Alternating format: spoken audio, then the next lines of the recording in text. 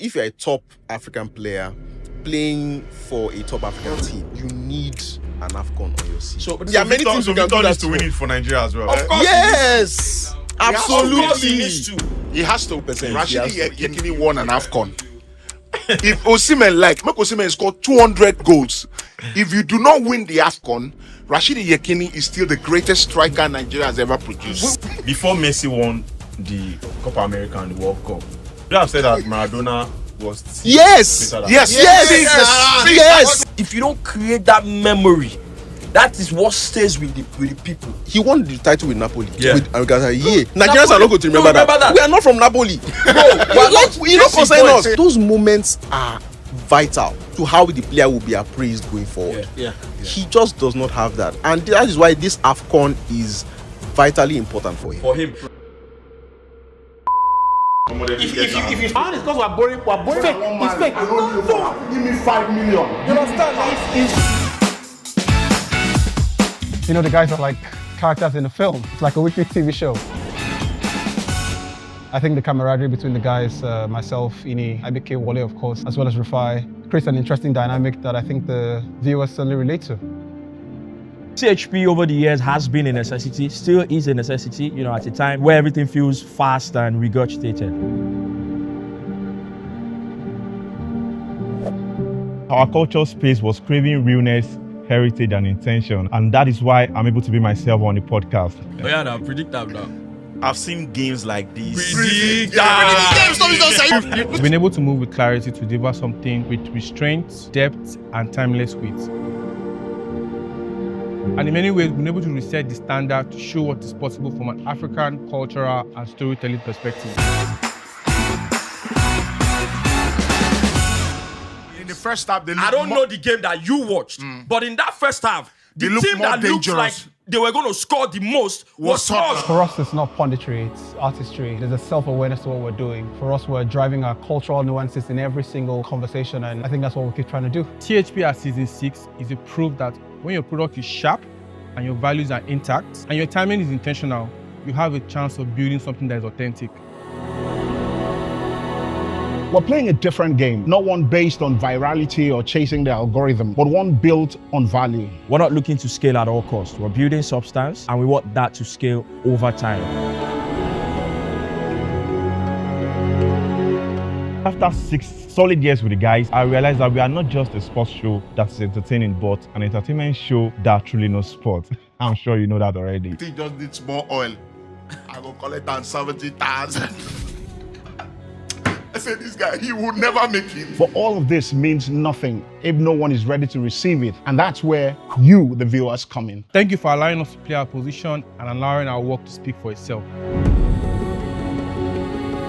So every now and then I go somewhere to different places and someone recognizes you. And that totally humbles me because of the fantastic community we've been able to build. All of this is not enough without you guys. Thank you and welcome. Welcome to Season 6.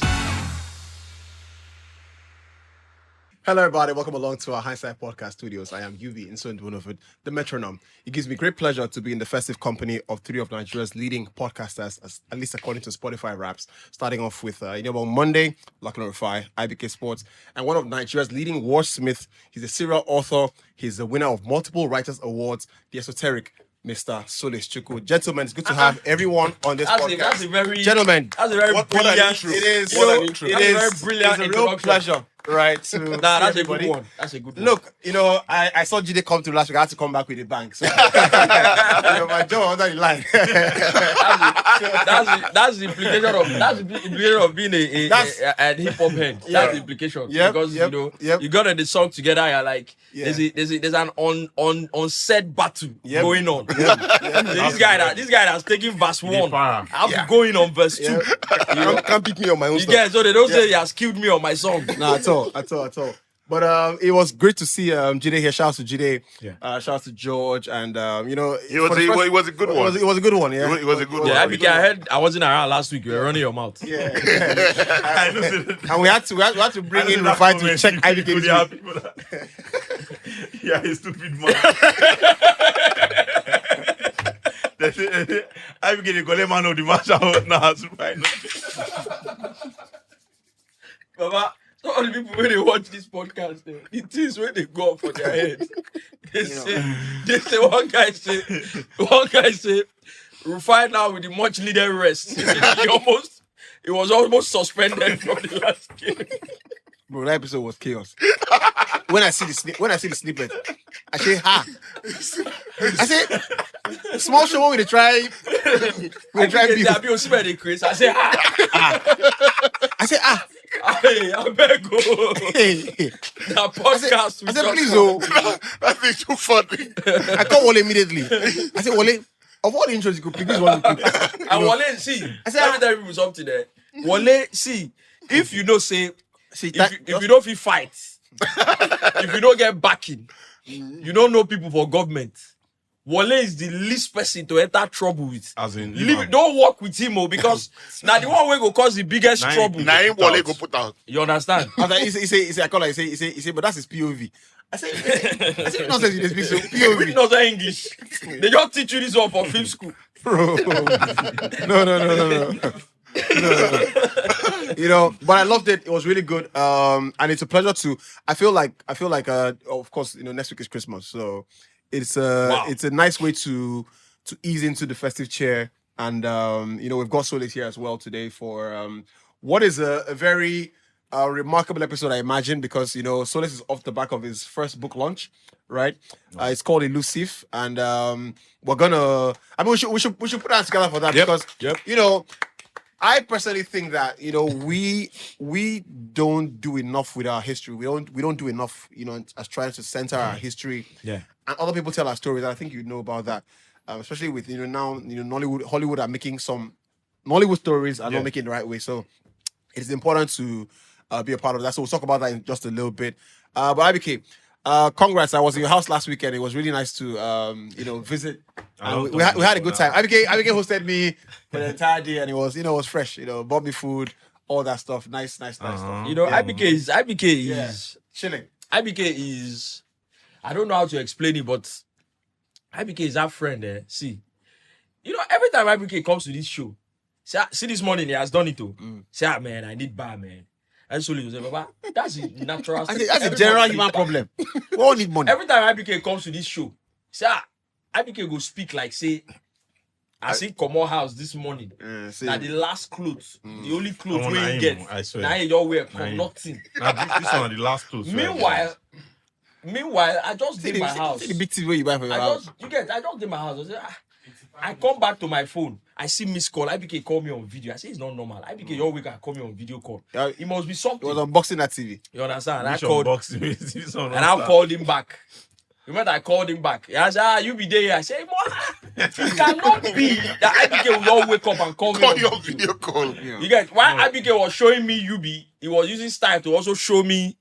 Show you waiting. Show you the 85-inch the sofa from IKEA. You understand? You get the sofa that he has. His workstation. Baba, Christmas. He has no wonder he need bar. You understand? He has that. What's that? That gaming chair. That gaming chair. You know how much that chair is? That chair is at least 500,000. Yeah. No, it's about 2. I think.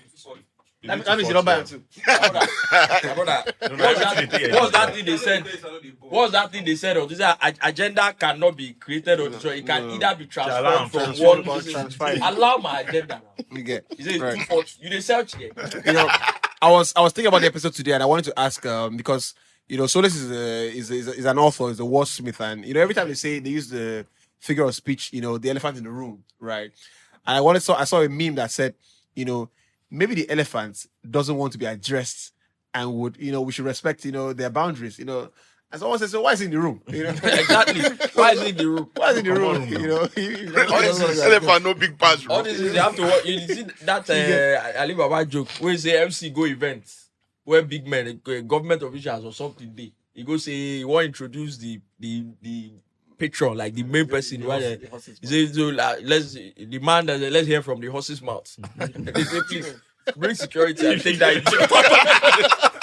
Take that idiot out of this place. Who is he calling a horse? I don't know if you saw a video of I think it was the minister in Ghana. I think he's a cyber. He's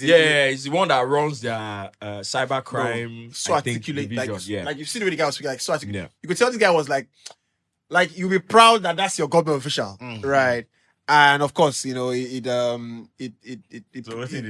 threw lights on our own, you know, the contrast, predicaments, you know. Where our guy said that that's the way they your mind. Our guy said that's the way you think. That's the same thing they think. That's all you get. Our guy said the tech that bro, that no need to talk about. It's embarrassing. Like, bro. See, no need to. Is I'm like, bro. Someone said I'll die for you. The person reply and say when. When are you? You want to pick the time that's convenient. When are you dying? Make you know what happen. You know, I saw another one. Someone said, you know, are you in a relationship? He said, no, I'm at home. Why?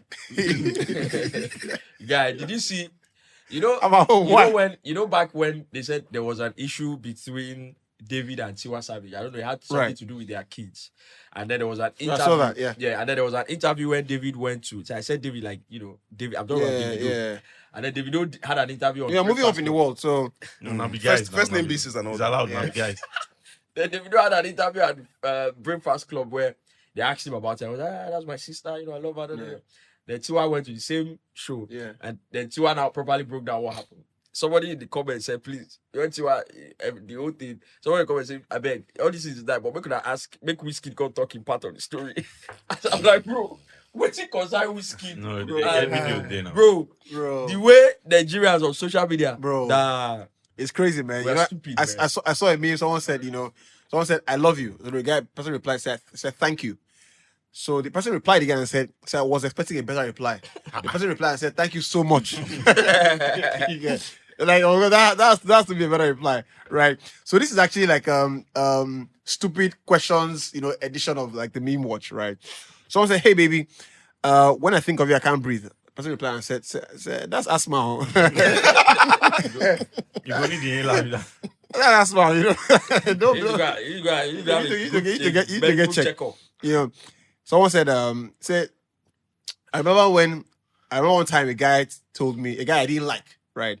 Told me, you know, he loved, you know, my hair. So the next day I cut the hair. Someone replied and said, I love your neck. Right? You know, since you're being stupid. Okay. Since you're being silly. Yeah, right? that guy went for the job. Like, you know, it's not even waiting around. It's slippery slope. You have to, like, I feel like when you make some tweets or make some comments, you have to think about, like, the next, like, the downstream. What is the potential, like, you know. What's coming down the line if we follow this logical conclusion? About the first one that you talked about, someone said, I love you, say thank you. But genuinely, if you tell someone you love them, and they say thank you, what's your reaction? What's the what's your response? It depends on. I'm not asking married men. No, but just listen, my friend. For me now. It depends on the kind of relationship you've shared with the person over a period of time. That's why I said I'm not asking. Over a period of time, because you go just see person for a good say I love you. No, for you to tell the person. So maybe. You can only feel some type of way if you feel like you have a connection with this person. But not chop your money small. When I don't come out small, they don't remove your plug now. You know, you get connection. You know, so you don't. When I don't go somewhere. You know, it feels like the person has given you a green light that this thing is finally going to happen. So you can't tell the person I love you. The person can't tell you thank you. That thank you, Babu Gidia. No, I think I love you. I don't think it's that deep. To be honest, right. I don't think it's that deep. I think it's just you showing what you like. So that's how you deceive all these girls. No, but I think you don't go about throwing I love you. This one you're saying is not deep. I feel like people should be more comfortable hearing thank you back. Yeah, of course. Because normally once you say I love you, there's this pressure. To say it back. Say it back. Yeah. That's not necessary. Not necessary. No, I agree with that, because you've processed your thought to a point where you can say I love you. I need to process. Yes. Yeah, of course. I agree. That information. I agree with that. I agree with that. That's the logical. That's the logical. Yeah. But me, I will talk you on face value. There's nothing about I love you that's logical. Fair enough. No, there is. There is. Speaking of married men, you see this thing where you be just talking now. Because Nami love you. Yeah, exactly. And I they tell you say I love you. I don't know whether you love me. They explain so. And at the same time, I'm not supposed to expect say you must say you love me. I agree. What if that's not what you feel like saying at that particular I moment? agree. But some people don't even answer. Say, you don't even say thank you. No, that's worse. But we have to be honest enough to also admit that if you process your thoughts to the point where you tell someone I love you and you don't hear anybody. You have to Yes, you have to allow them say whatever they want to say. You didn't engage. But we have to admit that it feels. You have to admit that let's work on ourselves to the point where we are chill about it. Because now, in a way, insecurity. You understand? Because you don't feel secure in, is this person reciprocating what I'm feeling? So let's I agree with you. Nice security in a way, nice security. Even if the other person doesn't say it because you feel like they are not alone. Reality of my feelings. Exactly. So even if in that particular moment you don't feel like it, nothing changed how I feel. Of course. Yep. Yeah. A good solution. Don't say it. Yeah. Just show it. Show it instead. This is what a non-married person would say. Yeah. Just don't say it. No, of course now. Speaking of married people, right? I saw a tweet that said, does marriage, have any good PR? And someone said, said please that land safely, don't make the news, Exactly. Like, exactly. That's profound. Like, please, it's just normal service. Normal stuff, like, Nobody hears about it. But if one time I know Greek come out as one land, you don't see your guy, they pray, your minister, they pray that time for plane. Yeah. Then Jesus, prove yourself today. Melembe. You didn't pray. God. Bro, but I had the kabash. It's like, bro. Let me tell you something. Strong man. If nothing put the fear of God in you, if nothing put the fear of God in you, turbulence for play go put Hi, bro. I don't even need that level of turbulence. As long as they take off like this, I don't. I've only experienced turbulence once in my life, and I can't lie, I was very calm. Really? No, maybe I did overly rational, but you are already in the plane. You can't jump out. No be boss. No people need to jump out. If the turbulence is happening, if plane crash, you they die. So there's no point really being all head up about it. Just stand bro. No, I see what you mean. Bro. But you know, being calm doesn't mean that it's just that you are not. Yes, but outwardly you cannot process all the possibilities. No. Why am I agree with you. I don't think I can do the situation right now. If my boss, if you want steering or something, a former governor of Akwa Ibom, I won't mention his name, was in a plane. There are the only 4 governors. We can narrow it. We can eliminate easily. That won't concern you. Not the one currently there, so it remains like deductive reasoning, bro. Not the one currently in. So there was turbulence, a lot of government top functionaries were inside the plane. Yeah. The man that was narrating this story, he said he sat down like this and he told him, he said, I can't die young. My Bible says, honor your father and mother. Your days may be long. He said, I honored my parents. I can't die. You can't fault. He said he was. He said can't fault the reason. He said that's good reason. That's good reason. He said. Wait now. He said. Come and take this man. He said as he was saying that. He said the governor, the deputy governor, the secretary to the government. He said they were on their knees. Screaming. That's first 3. He said they were on their knees, like. Do you know how these people they reason how they go die, leave all the money when they get? Man, mortality. Like he said they were on their knees.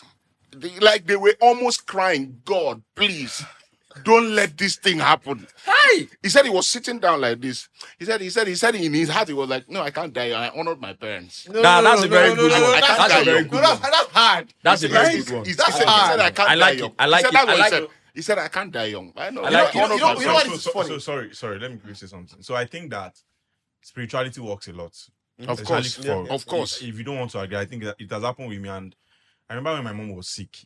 And my mom always told us this, that... Well, they cue the emotional tone. My mom always told me that, she has a covenant with God, that, long life covenant, like, that since when she was a kid and the rest. So, the doctor came and told us that she would need to go to ICU. I remember that time we had not even day podcast for like over a month. Yeah. So I just look at it that my dad was like, pastor really cry. Say this thing don't eat down well. I just went to meet the doctor that we think go stop like this. So I just went on my own and like I was literally conversing with God, just like all these guys, and I said, see, guy, come. If this I was pleased. I was like, this woman. Baba, you read your Bible, you go, no, I think you converse with God. No, if you're pissed, I'm telling you. There's no. I was like, see, this woman has always said this, and You Don't pray for me. You cannot let her down now. Bro, I'm telling you, and I say you cannot let her down now, bro. You don't go believe. He say, who they call, bro? The simplest thing, we suppose, like, these doctors supposed think this thing before. They don't think can before. Now one doctor from somewhere call them, say, actually, I don't try this method. This thing was 8,000 naira. Yeah. I'm telling you. And they just put it in the oxygen this time and it worked. Like, so and that's why I was saying that if you have relationship with God, you don't have to even go to church every day. The thing that me I think personal stuff. And I think I've said it here on the pod before. And I think I've said it here before where I'm like, people say what they say about religion. However, that's why I like when you said spirituality works. You didn't say, oh, religion. Obviously, people find their spirituality in different ways. A lot of people cannot differentiate it, actually. Yeah. So, different people find their spirituality in different places, different ways. But I strongly believe that the concept of, you have a connection with something that you feel is above you, or with something that you feel controls something that you can see, a superhuman, that kind of thing.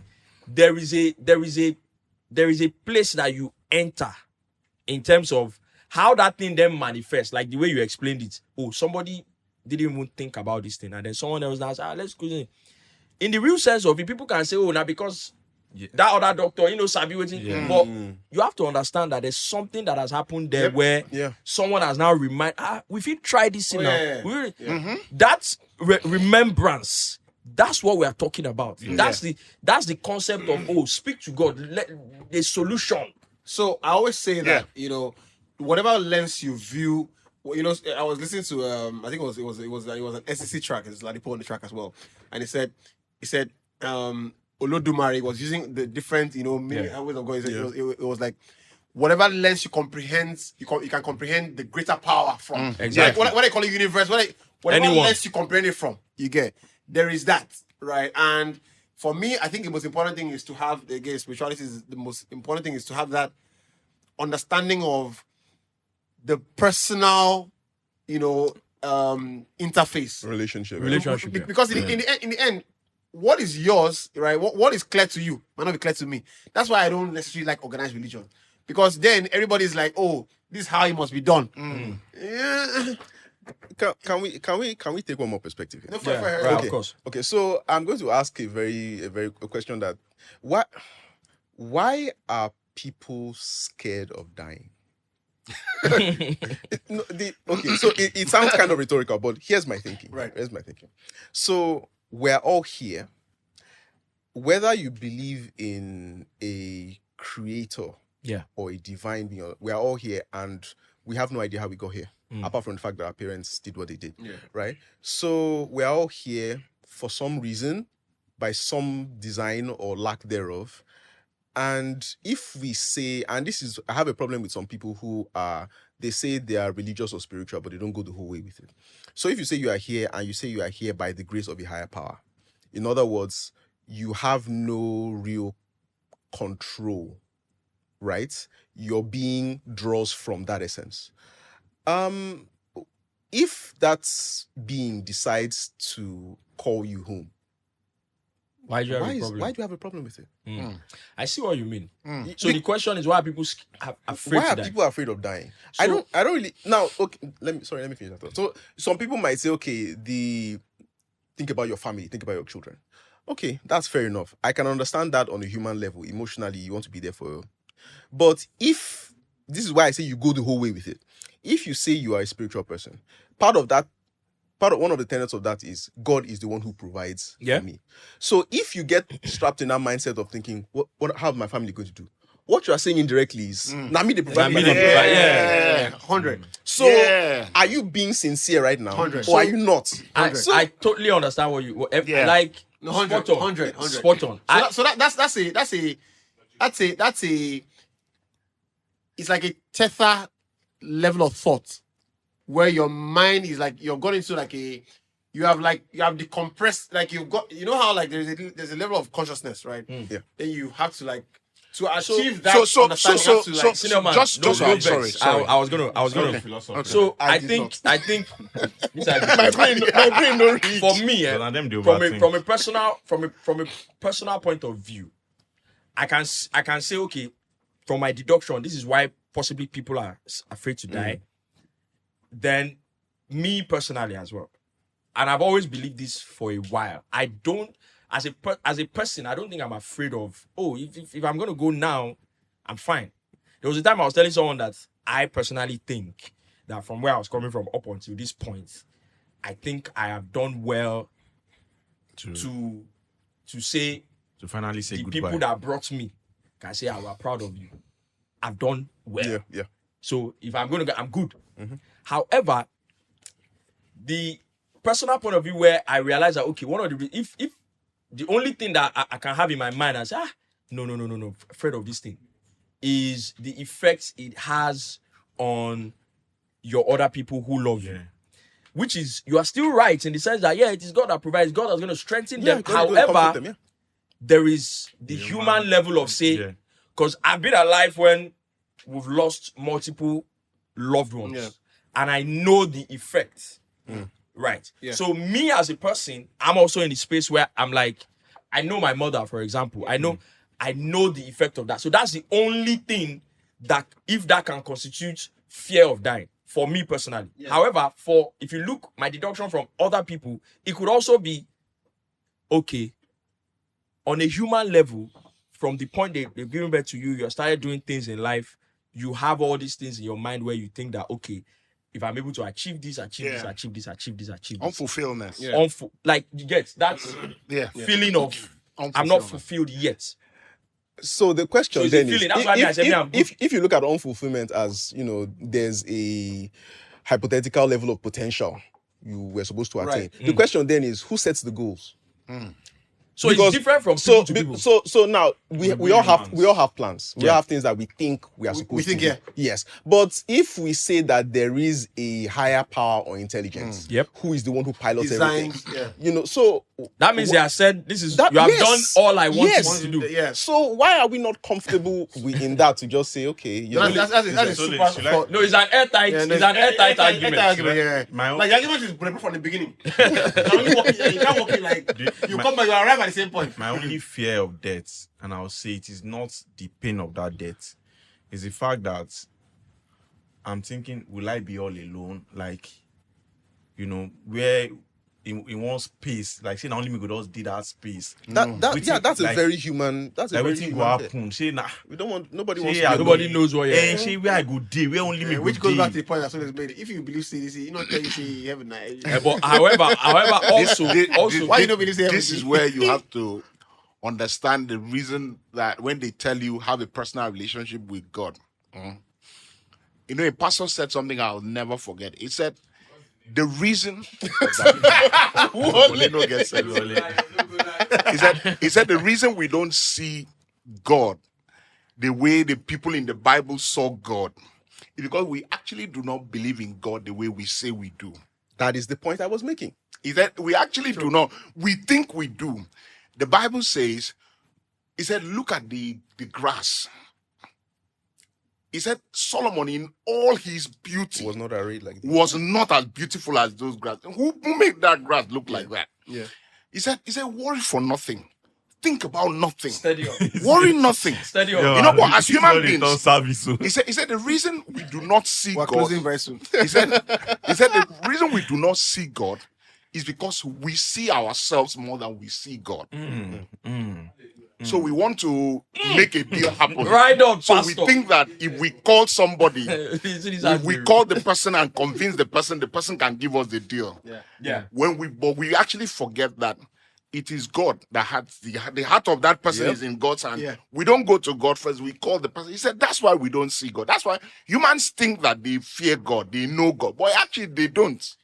That's a reality. You're right. I like it.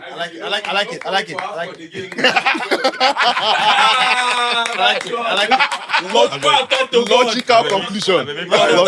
Don't call Wale again, but go and talk to God. Make choir begin prepare to come as pastor don't preach finish. But I like it very much, right? And especially because we're in Christmas, right? Or we're nearing Christmas.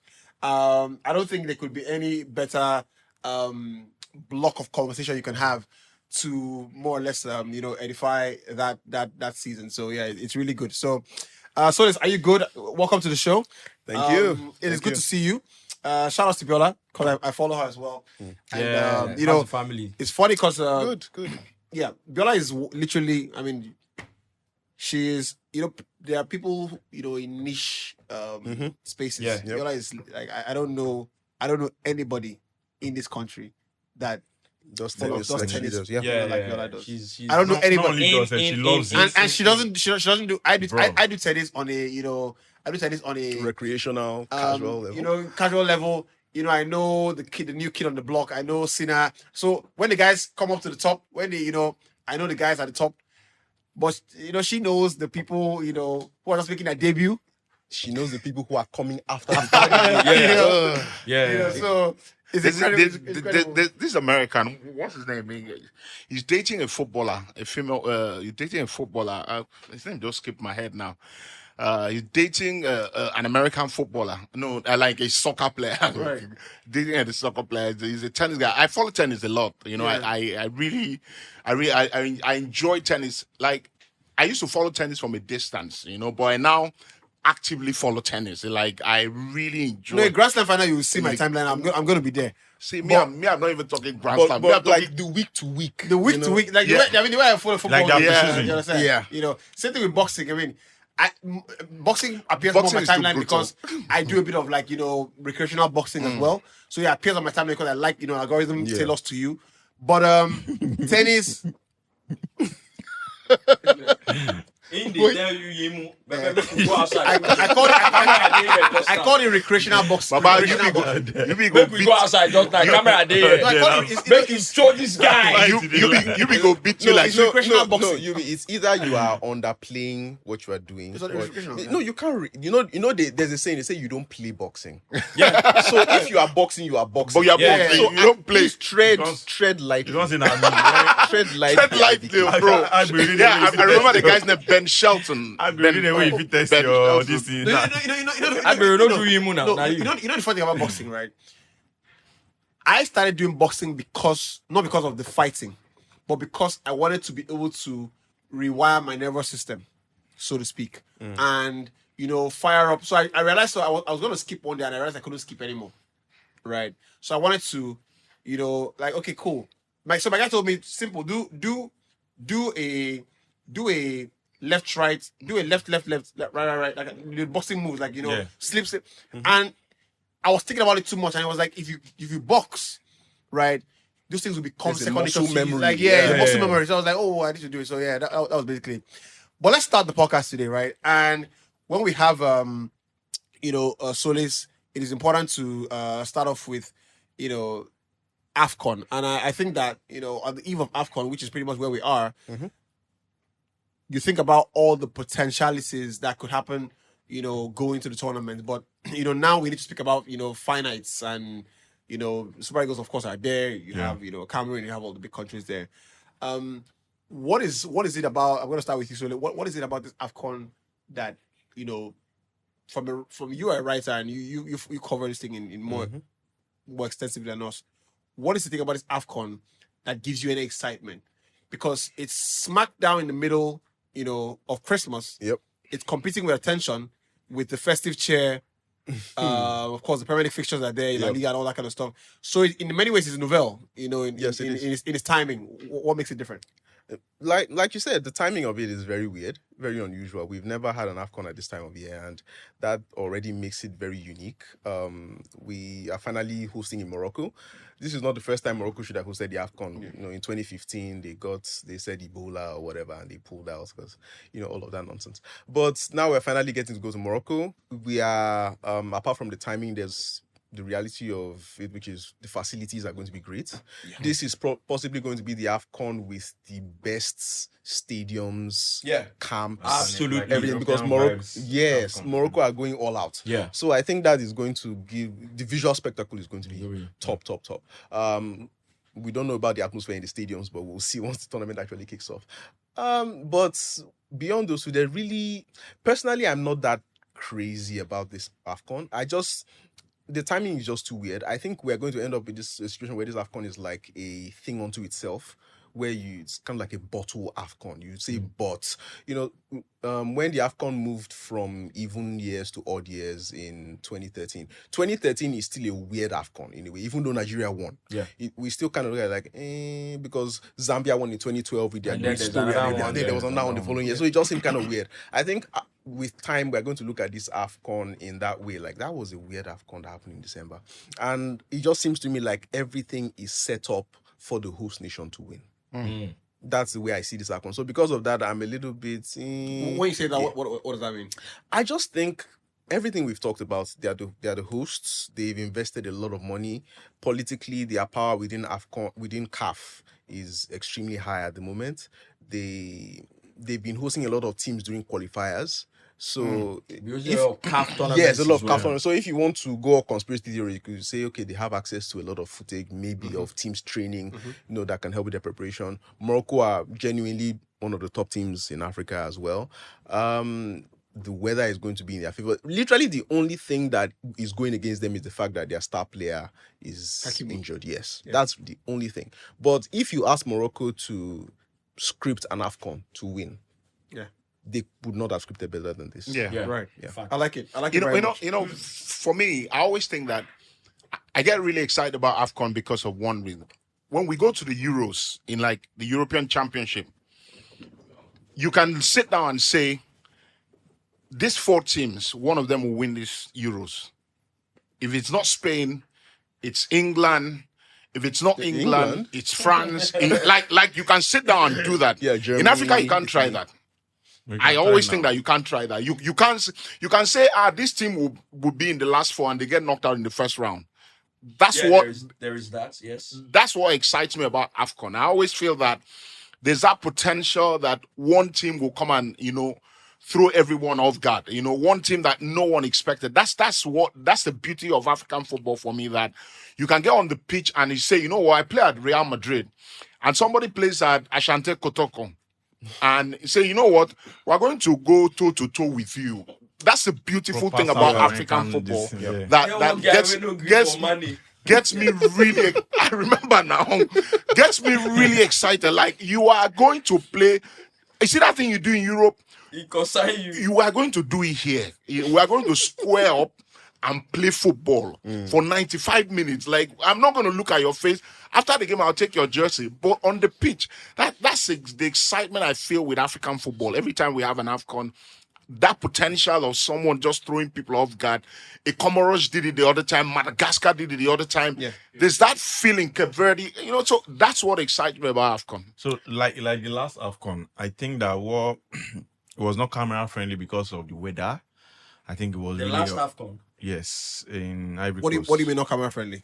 A lot of the players were soaked. It was really hot, and some of the pitches were bad. It was not camera friendly. Okay. It was as if they were playing in. That's the AFCON that inside oven or something. Yanni, the Zambian referee. Yeah, that the guy got tired. Yeah, No, that was 2 AFCONs ago. No, 2 AFCONs. No, that's 2 AFCONs. That's in Cameroon. Last one was Cote d'Ivoire. But the good thing, like you said, the weather, the December period is perfect for players that play in Europe. Like, very perfect. It would be very cold.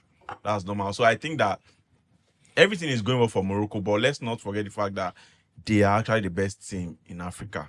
Where would you put Senegal? Morocco.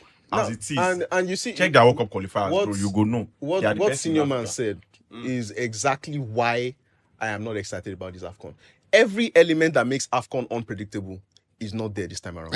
Really? There is no heat of the summer to level. There are no bad pictures to level the playing ground and equalizer. It's almost like you are playing the AFCON in a lab. lap conditions. You know, it's too sanitized. Afcon needs to be a little bit messy, a little bit rough. You know, but now it just seems like everything is so manicured, and I'm struggling to. So if I hear that, right, and whilst it's an interesting, it brings a bit of humor, but you know, I appreciate the cultural identity of that, because you know, people speak about, oh, you know, African football, and it almost as if the window through which we watch football is the European spectacle. So it has to be like this. So when I hear somebody say that they, in that 1 month period, they want to see what is original to us, because you know, Afcon being, you know, whether it's hot, you know, there is all that inconvenience. The pitches are not really actually good. a reflection of our, you know, culture, so to speak, as it is in the moment. Now, is it ideal? Probably not, but it is still closer to, like, we can still relate to that, because you know, when you watch the games, you know, you can say, you know what, I understand why that guy they feel like, because I feel it on the streets as well. But if you then condition the entire tournament, right, which we're not saying is a problem, but we're just saying that it's a variation from what we're you know, normally used to. But I wanted to ask, right, you know, what is the, when you think about you mentioned, you know, the teams that you think are potentially going to win, you know, Morocco obviously are there, you know, Senegal are there, Cote d'Ivoire defending champions as well. South Africa. South Africa did there now. Stop that. But they Right. did You go pay your money. Right. Share you go best. We'll get there. But you will bet that what happened. I want to bet. They will get to the semi-finals. Who are the best teams at the moment? For me, I think Senegal head and shoulders, just because of I haven't looked through specifically. All the players on the squad list. However, I think that the number of quality they have, player for player, man for man. You talk about Morocco, host nation, everything works well for them. Ashraf Hakimi is injured. Who else is in there? That's Mamouche. That's what's it called? Mamouche is Mamouche Egyptian. Yeah. That's what do they call it? That's an envelope pusher in that regard, in terms of like, okay, because we've seen the Senegalese team where they come to Africa, even some of their players who play in Europe, the fact that they're playing in Africa maybe slows them down a bit, but as a team, they still find the quality that is needed. I have not seen anybody that can overwhelm them in terms of will play you quality and will beat you. I have not seen anyone. Senegal. You know, in that regard. I think Morocco have a really good squad. Yeah, I'm not saying they don't have a good Morocco squad. have a really good squad. When Senegal was knocked out at the last Afcon, I'm trying by to Cote remember. d'Ivoire. It was by Cote d'Ivoire. I think it was a penalty shootout, I think. Was it? Yes. It was so what I mean is that in terms of quality player for player, I have not seen any team that can actually overwhelm them and say we'll beat you. Yeah, for quality. For maybe quality. not. Senegal have enough to beat almost anyone. Now, if they play the host nation again, maybe something gives. I can't say. Yeah. Right? And we all can remember Ivory Coast went to that tournament. They looked horrible the first few games. And then after that, they just started playing some level of defensive football that we've never seen. Sacked one person and put one person in there. You know. So I think Senegal, obviously, we mentioned Morocco. Egypt, I'm not very sure. You know, Mamouche, can't even get a game or even at City. You know, so I'm not sure what level they're at. we had a conspiracy theory last week. You know, Carragher's come and launched a tirade on Salah not winning in a trophy with Egypt. Is there a chance? And we said it last week on the show. Is there a chance that that is an extra spice for the Egyptian players? Of course, absolutely. Is there a chance that those players say they will definitely be motivated to play for Salah? And it's not the same level of quality. But do they give him, because you know there's a difference between we all know Salah is a big name for Egypt, but in the dressing room, do they regard him as that to the point where we're going to go to war for him? Rufai, you see this thing you said? A Sky reporter went to Cairo a few years ago to interview Mo Salah in his home. And he said that when he arrived in Cairo, moving around the city, you would not be wrong to think that Mo Salah is the king, is the president of Egypt. I saw the election. He said you will not be wrong because I said this thing, the same thing that when I went to Brazil for the World Cup, you would think that Neymar is the president of Brazil. Like that, like where we stayed in Sao Paulo, you would think that, like, you will go to stores like this, normal store to buy something. You see somebody put a whole picture of Neymar like this in his face. Like, no, like player like that in Nigeria. You know what's up with that? Nigerians, we say we're crazy about football, right?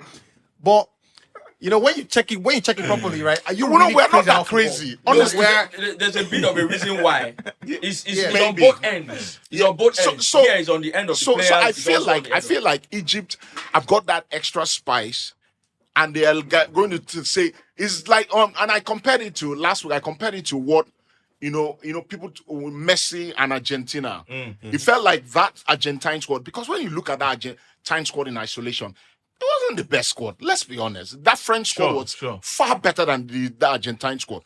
But those are players who just say, you know what, we're going to do this thing for this guy. Yeah, exactly. That's what I was we're going to kill ourselves for this guy. This guy deserves to win the World Cup. So they weren't in that moment thinking about themselves. So I feel like Egypt could be a real contender for this tournament. Which not for players, right, not for quality, but just the sheer determination for Salah. Which brings me to asking the question, right? And we spoke about this just a little before we started the show, properly. When you think about the key European players, right? Your Salahs, your Lookmans, your Osimhens, there is a different level of significance to those players' personal legacy, right? And whilst the Liverpool legend is he's like when you lose your head, like he's a head loss, he has those at least 6 in a year, right? Could there be a sense in what he's saying that with Egypt, yes, you've gone to the World Cup and things like that, and you said of course you go to Cairo, he's like a president, but in actual football legacy, right, which I imagine is still at the top, but I don't know that Salah has he, single-handedly moved the team and said, I delivered this title. So let's speak about, that for some players. Because Mane did that with Senegal. Yeah, eventually. I think that's really important because look at it this way. Afcon is every 2 years. Right. So you have double the opportunity than, your teammates in Europe, for example. And an African team is not going to win the World Cup. Newsflash. The African team is not going to win the World Cup. So the AFCON is really the pinnacle to aspire to. Yeah. And you have double the opportunity that your teammates in other confederations have. So it's a gap in your CV. Yeah, if you're a top African player. Unless maybe you are an institution like George Weah with Liberia, which But if you're a top African player playing for a top African team, A-rated countries, yes, you need an AFCON on your CV. So, but does Salah have that though? I totally agree. It doesn't have. But also to put it in context, when I listened to Jamie Carragher and what he was saying about in Salah and the Egyptian thing, you have to take into consideration the fact that there was a period in Egyptian football that there was chaos. Absolutely, yeah. 2012, that's exactly where I was coming to. So they were not in the 2012 AFCON, they were not in the 2013 AFCON, they were not in the 2015 AFCON. Yeah. They got back in 2017 AFCON, and whether you want to attribute it to Salah, they got to the final. Mm-hmm. He's gone to 2 finals. They've qualified for two World Cups. He's been top scorer in the qualifiers. Can you look at that and say he's single-handedly dragged that team? They've not won it. They lost the finals to Cameroon in 2017. Lost the final to Senegal on penalties. They've been to 2 World Cups. He got injured before the last one. But he has been instrumental to what Egypt have done in the past 5-6 years. I was about to say that when you mentioned, you've not single-handedly said you drag your team to. It's a bit nuanced, and I like the fact that, you see, thank God I allowed you, to go. I think that is so on point because where I was going to go with it was even when you're a major player, a star player, and you play in a team of good players who you can always get them to get you 7.5 across, each games. Then I think you have to raise your level to the point where I have to get these guys to win the title. Mm-hmm. It's different from if you're a star player and you have in your team players whose 7 is like absolute 5 bombs of other, good teams. There are 7, now 4 for another team. They are 7.5. Now 3 Like for another team. So it's different. You can't then compare. Bruno and Manu. Do you understand? God bless you. You can't then compare the two star players and say this one has dragged his team to the title. This one hasn't. So it's an indictment on this one. So which is it? Salah. No, you can't compare the team that Mane won the title with and the team Salah playing it. Of course. Sorry. So let me go in. When Messi made which door include? Where are you entering? he won't enter, but he can enter. When they stand for road, they block you. Last man don't stop him. He still won't play again. Allow last man stop you. Allow them stop you. They'll catch you for this one first. So Messi, there was an interview. Messi granted, was it last week or last 2 weeks? And he was talking. They asked him about, the chances of winning a World Cup. And I'll bring you to what Salah has done with Egypt as well. When it is cup competitions, like Messi said, your abilities, yes, is obviously will be there, but there has to be luck on your side, like serious luck. So he made mention on the fact that he said that game against Saudi Arabia would have made them crash out of the World Cup. It wasn't as if the team was not good enough, but it was like a team that were just averagely good, but they raised the bar and they were able to get results out of it. So if Salah had not gotten to the finals with Egypt, I would have said maybe he has not done what he should do. But he has gotten to the finals. 2 times. 2 times. One against the Senegalese side. Bro, if you put your money on that game, you obviously say, Senegal should win it. Yeah, I was shocked they didn't like in regulation time. Him getting to that finals, I feel that we should respect the fact that should be an Afcon title for him already. We cannot look at it. One form quick We cannot in one breath say. Okay, you don't. Last man don't free do that. I think you can just leave it. I mean, in one breath we say, okay, winning is what it is, and then we cannot be awarding honorary. No, we can't. As great as Didier Drogba is, he never won the Afcon. Yep. And I am not going to let him off because Ivory Coast got to finals. I know we are saying this is not a great Egypt side, but you have to look at it. There's a context to it. Within the context of Africa, these are still really good teams. They are not bombs. It's not, but Al Ahly has a great history of dominating in the CAF Champions League. So what are we saying here? Drogba got to multiple finals with Ivory Coast. Yeah. Was missing chances, was missing penalties. Henry. So are we then going to say, oh, okay, he got to the final? That's not how it works. If the Ivory Coast side, very good. Yeah, of course. Exactly to my point. You can't compare it to the Egyptian side. Yeah, of course, I agree with that too.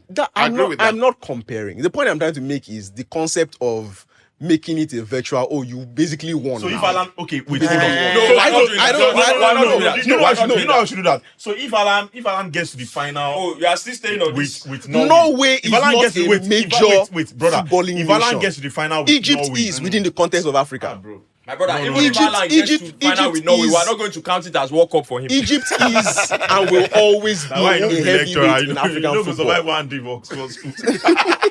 You wicked guy. So I mean, so I will count final as trophy. When I want to start, you get. We can't count final as trophy. Yes, Don't worry. Make we go back. Make we go back. There are many things. There are many things we can do to win it for Nigeria as well. Of course, yes, absolutely. He has to win. 100. That's what we're talking about. You know, when we're talking pre-show, 100%. Rashidi Yekini won an Afcon. If Osimhen make Osimhen score 200 goals, if you do not win the Afcon, Rashidi Yekini is still the greatest striker Nigeria has ever produced. Simple and short. If you score 200 goals, I mean, there's a point. There's a point at which the greatest striker Nigeria ever. There's a point at which the number becomes ridiculous. There's that point. Yes, there's a point at which the number. Yes, once the number becomes ridiculous, but realistically, you cannot claim to be the greatest centre forward for your country. Nigeria without winning a title. It's impossible. The only way I can let you off is if you go and you average like a goal plus a game. And then somehow I do my own. But you cannot go to an Afcon, score one goal and then say you are the greatest. And then shrug. Sorry. So before, I'm so sorry, my brother. before Messi won the Copa America and the World Cup, would you have said? I'm just using that example. Would you have said that? I think if you do analysis, may no Messi. Would you have said that Maradona was yes. This is what 100%. Within the context of Argentina, 100%. The Argentine public. Yes, now. You know, because of recency bias. Do you think they put Messi over over the Argentine public, because of recency bias, would say, Messi is so great. Before the World Cup, Messi, yes, he's close to Maradona. But you see that 1986 World Cup? No worry, Maradona was the greatest. My brother, until Messi, you win trophies for the country. Before Messi won, in fact, there are some people now, even after Messi has won the World Cup, they will tell you, bro, I watch Maradona. No worry. See, what are you talking about? It's the same thing I was talking with Vinicius Junior. I said, you the follow Vinny. No. That time. No. Hold on. That time we're talking about. But we don't go over. That time we're talking about Ballon d'Or. I said, there's something that is very characteristic. Is a character with the Brazilian players. Messi, Ronaldo, Rivaldo, Kaká. You see these players, as great as they were in Europe, every time they showed up for the national team, they came to the party. If you do not come to the party with your national team, Vinny, no worry. They no go rate you. You are not rated. They no go rate. You see, what's it Brazilians with champions? Why do you think Messi did all these things? And it's like, if you ask him now, that World Cup that he won, there's possibly nothing that would mean more to him, that would have more value to him than that World Cup. I like what it is. I like where this conversation is going, because where it's arrived, rather, in the sense that when we talk about national team football, right? Mm-hmm. I think that what it means outside Europe, it has a greater significance outside Europe, and simply because for Europe, club football is so good, it's so refined that people really the England players say it all the time that we really didn't care about England like that, So even when United players, Liverpool players arrived in camp, they were like, we couldn't let down our club. Yeah, so that's because of having such a developed high level football club system. In Africa, in Asia, in South America, it means more. Yeah, So I think if you win. I can't forget the free kick JJ scored against Cameroon. My brother. Bro. Let me tell you something. I can tell you that free kick is one of the best moments of my Kanu is enjoying Atlanta 96. Bro, it's everywhere. I see it on billboards everywhere. By the way, did you see that JJ new ad? I love it. Yeah. I love it. What to make me love am now that end? Show them Africa. I love it. So I like the part where he said the game is gone. Let's show you where it went to. He can't do no look pass. I said, JJ win Afcon. Funnily, of course, 94. You want cook. Funnily, on my way here, I was just scrolling through Instagram and I saw a 2 minutes clip of JJ Okocha. What Okocha did in the Premier League. My brother. What Okocha did in the Premier League. Let's continue. Let's not even that one. What Okocha did, I was just watching. I said, what Okocha did in the Premier League. Let me tell you, my brother. Bro, I was a Bolton fan. Viewing center, I don't miss that game. I do not miss that. That was why he had one opportunity to win a title. Danny Murphy said he not met me twice in a game. He said, in what world do you do that to one person in one game? Did you see the Bolton Middlesbrough game? That's the one opportunity Okocha had to win a title. That was a Carling. It was a Carling Cup. Oh God, I was paid. I don't know. It was a penalty shootout. Yeah, I remember. Penalty of Mike Viduka.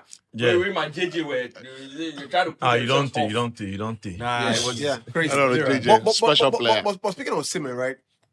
He's been to what? How many? 2 Afcons? Right. Just one. That was the last He was injured. He was injured in 2020. Osimhen was in the Afcon in Egypt now. No, he was injured. 2021. He was injured for 2021. No, there's an Afcon Osimhen played the third one or place two game. Oh yes, 2019. Yes. 2 Afcon. Well, the first one he played one game. He only played one game. Now third place. So a bit of context there. Yeah. Right. So effectively, one Afcon, right? Where he was available for. Yeah. Third, second, this time around first. Amen. I like where that is going, right?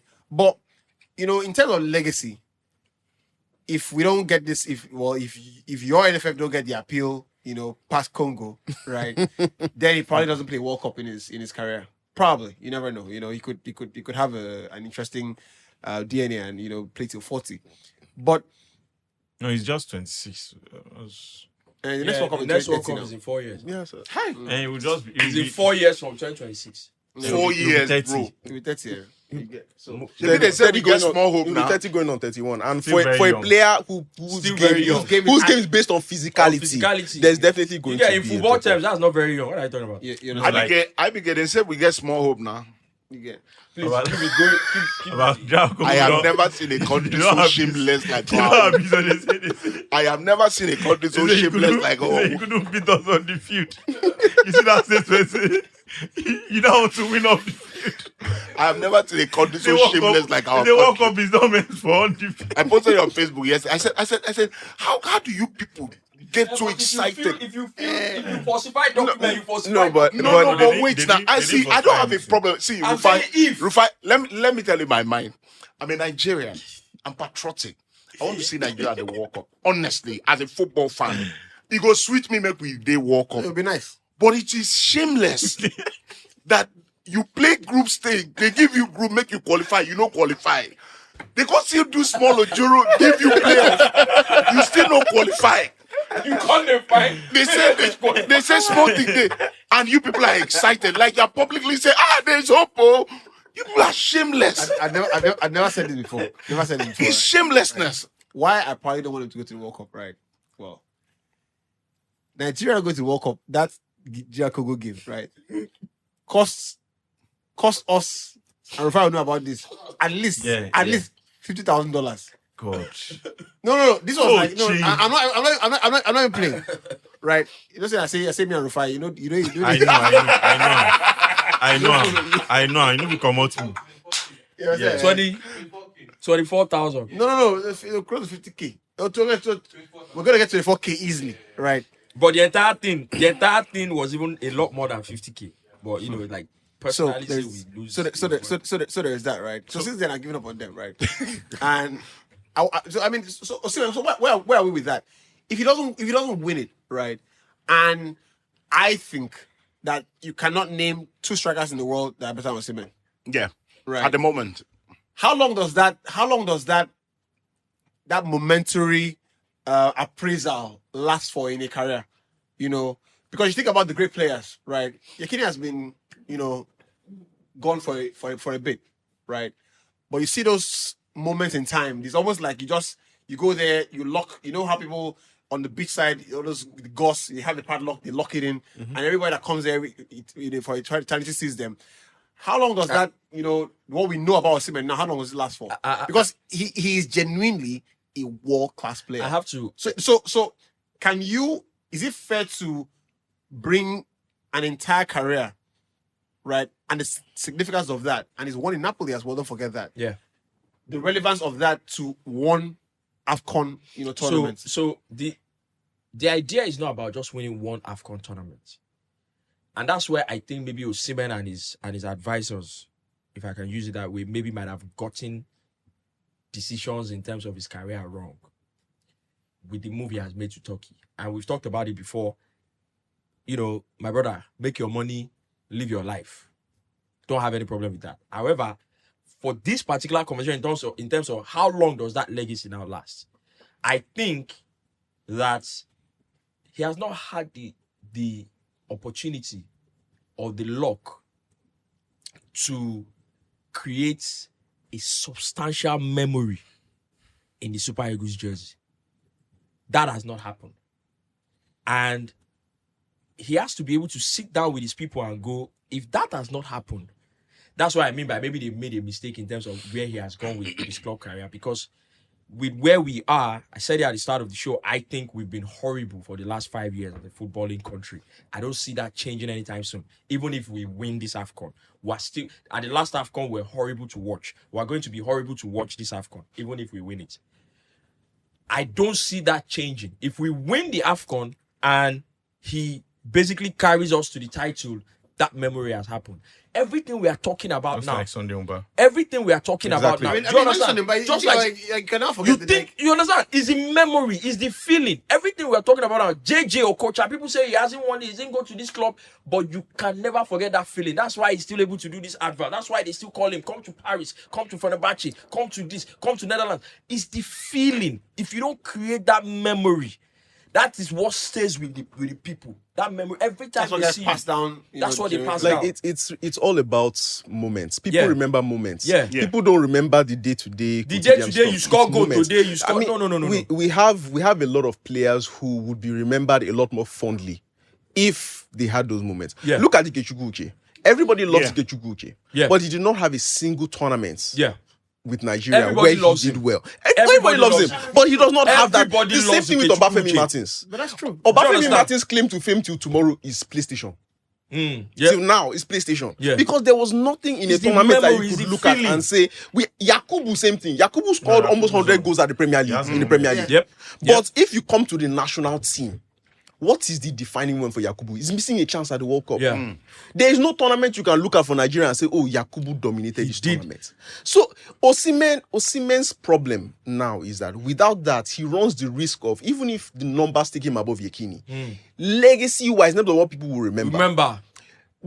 People are not going to remember. He won the title with Napoli. Yeah. Nigerians are not going to remember that. We are not from Napoli. Bro, you don't concern us. Yeah. We go use some make mouth now. Because, Nigeria. Yeah. That's all. Years down the line, nobody's going to remember that. Who cares about Case in Napoli? point, we all remember Ahmed Musa Yeah. against Argentina. Those we two- remember those goals. Those moments are vital to how the player will be appraised going forward. Yeah. He just does not have that. And that is why this AFCON is vitally important for him. Right. And I have to also add, because these days people immediately misconstrue. These are not sticks. These are not Osimhen sticks on Osimhen. I have to also add that part of why he has not had that is also because of the time he arrived. It's part of it. It's the time he has arrived. Because I've been one of the people. I've been one of the people that have praised him as being the only guy in the team that gives his all every time he steps onto the field. Yeah. And you have to always give him that credit. It's the only reason why I feel like let's go to the World Cup. Yeah. Osimhen. That's the only reason. Benjamin Verg is young. He's going to come back. Osimhen is the one reason why we have to go to the World Cup. Right? I disagree. I disagree slightly, and here's why.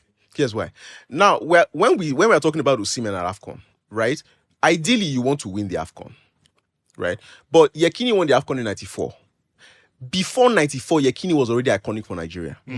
Even though he had not yet won the AFCON. Why? Because every AFCON, Yekini will score 4 goals, 5 goals. Like, there was a sense of this guy is building up. He has the body of work against the elite in African football. Yeah. So if Osimhen comes to we're at AFCON now.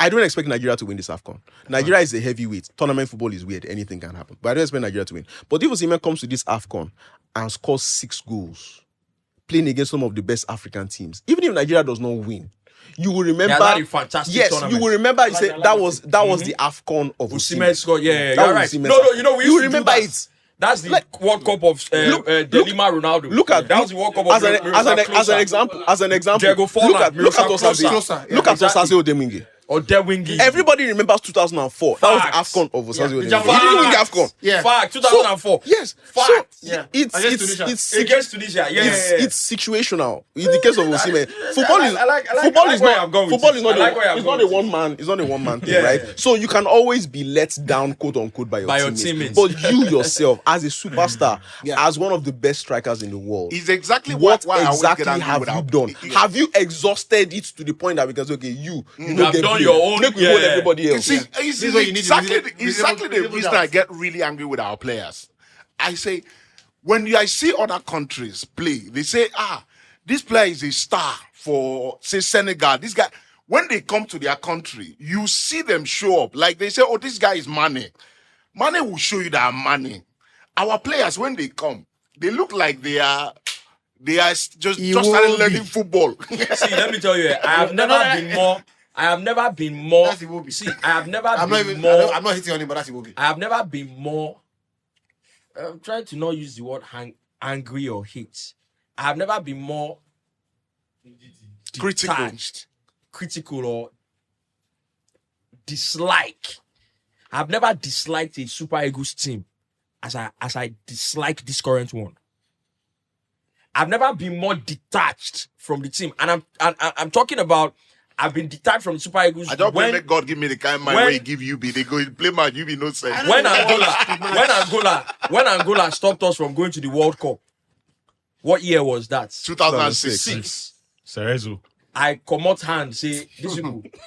No. Let's not do that. Eguavon coached nonsense. 2 matches and you won both. Do you understand? So this one win. You won This both. last one. That one a different thing. That one. People are leaving Eguavon. So this last one. That one a different. That A listen, different thing. But 2006. Let's not put it on Eguavon. Exactly. Let's not put it on Eguavon. So when that was after that That man has 2006, given I a remember lot to our watching football. JJ them. They're trying all their. It was 1-0 or something like that, both legs, and then we didn't make it. That was why I'm like, Mama, these people, I can't put my heart into this game like this. But since then, even when I'm not really attached, I watch go. Oh, this is what we got. Like for example, the final in 2013. To know that I've been detached from Super Eagles for a while. The final in 2013, I didn't watch it live. I was on the road. I was on my way back to school. I just see updates. Do you understand? But even at that, this particular team, it passed detachment. I have never disliked a Super Eagles team as much as I dislike this one. This is the first time that I think, and it used to happen before, where you get the feeling that these guys are not giving their all. This is not the first time it's happening. It has happened before. By the way, I heard the scoop. So by the way, I saw. Did you want to finish that point? Yeah. Of course. So it's not the first time that it's happening that you said they are working on the field, they are not giving their all. It's not the first time. So I'm not saying this is the team that are doing it for the first time. However, I think this team have added an extra layer. Yeah. They make it feel as if I don't even thank God say they play for one. I have never disliked a Super Eagles team as much as I dislike this one. Yeah. So I saw what's his name? The coach Eric Shell at the airport. Right. And I was just we shook hands and everything like that. Obviously he doesn't know me. And like I was just kind of like He knows you actually. you know. So later on, when I got to where I was going, and I found out that apparently I don't know if I can say this, but I found out that, the decision, I think I mean, if you're always gonna be polite when you see a known face, right? All the whatever you feel in that moment, you're like, hello coach, how are you? You're good, that kind of thing. I move past, premium lounge. So we move forward. So we had a bit of time to interact a bit. I was like, coach, that's the thing when I do. Like, how when I take managing, you could just tell that you could tell that there are things he wanted to say. Yeah. Right. But he couldn't say it. Mm-hmm. Right. Whether that was a cultural barrier thing, you don't understand. I was just like, you know what? Was it a language barrier thing? Because his English is not Yeah, good. because that's what I'm saying. I don't know if was it a language barrier. Because I first spoke pidgin with him, right? I was like, coach. No do it like that now. Again, right? I mean, Nigeria, so I'm like, coach, how far now? How are you? Are you good? That kind of thing. I'm like, that's the one I do. Like, so I could tell he was like, sort of like, so and I'll figure, this guy is not, gonna understand what I'm saying. But we just briefly, and I left it. So when I got to where I was going, I now learned that what bemused all of us, the substitution. Right. True second. Apparently, I hear that, it wasn't down to him. Yes. Yeah, apparently. Apparently, I hear that True didn't want to come on. True second didn't want to come on. Right. Yeah. I'm thinking, do I want to believe that? Like, do I want to? We read a lot of things. Yeah. We read a lot of things. We read Osimhen didn't want to come on. No. Osimhen has been dispelled. Was injury. But I for a more credible, I was like, who's your source? Good journalist. What Trust me. You don't trust me, bro. You don't reveal yourself. But I hear Shell said, we need to bring you on now, and Trust was like, no, I'm not coming on. Are you serious? Yeah, and that's how you had I was there. Come on, because that substitution defied every logic That is, he defied every logic. That's your best penalty taker. He's the best penalty taker. He defied every single logic. Now, whatever reasons Trust might have for not coming on, whatever reasons, right? Because he's a captain. I think Trust has been one of the, if I can say, one of the most dedicated, selfless, exemplary captains we've had, agree. right? And I don't think he wasn't captain in an official capacity. He was. Ahmed Musa, at Afcon, he was. The ghost of Ahmed Musa, the spectre. Yeah. Okay, he has never been. But was he officially like, this is yours? It was more like a de facto. No, it's always Ahmed Musa. It has always been Ahmed Musa. Even recently, I think the NFF put out something and they refer to him before he retired. They refer to Ahmed Musa as the captain. Yes, he has always been Ahmed Musa. Yeah, that has always been. And that's actually bad on the first part because you shouldn't allow that gray. It's too obvious to be a gray area. So now you are saying that. So if they want, what I heard was that. But they can't hear you on this thing. They can hear me. Yeah. Because he fought for the wages, they said Shell should not play him. Right. That was me I heard. So now if they are mentioning so many Super Eagles conflicting, captain, are they going to call him? You have to call him. Of course, you call him. You have to call him. He's captain. Sky was captain. Who captain you at the last Afcon? It was Trust. Of course, exemplary stuff. And best player of the tournament too. Funny thing. You can't. Now that's the kind of thing you were talking about with Osimhen. Player of the tournament. Trust defender. Yeah, was still head and shoulders. Everybody knew, okay, this guy was coming through. Trust was the guy. And Musa has retired yesterday. Right, yeah. Shouts to Musa. Musa retired from international football. Yeah. Wow. It was very sad. When I saw the tweet, I almost cried. It was very sad. Yeah.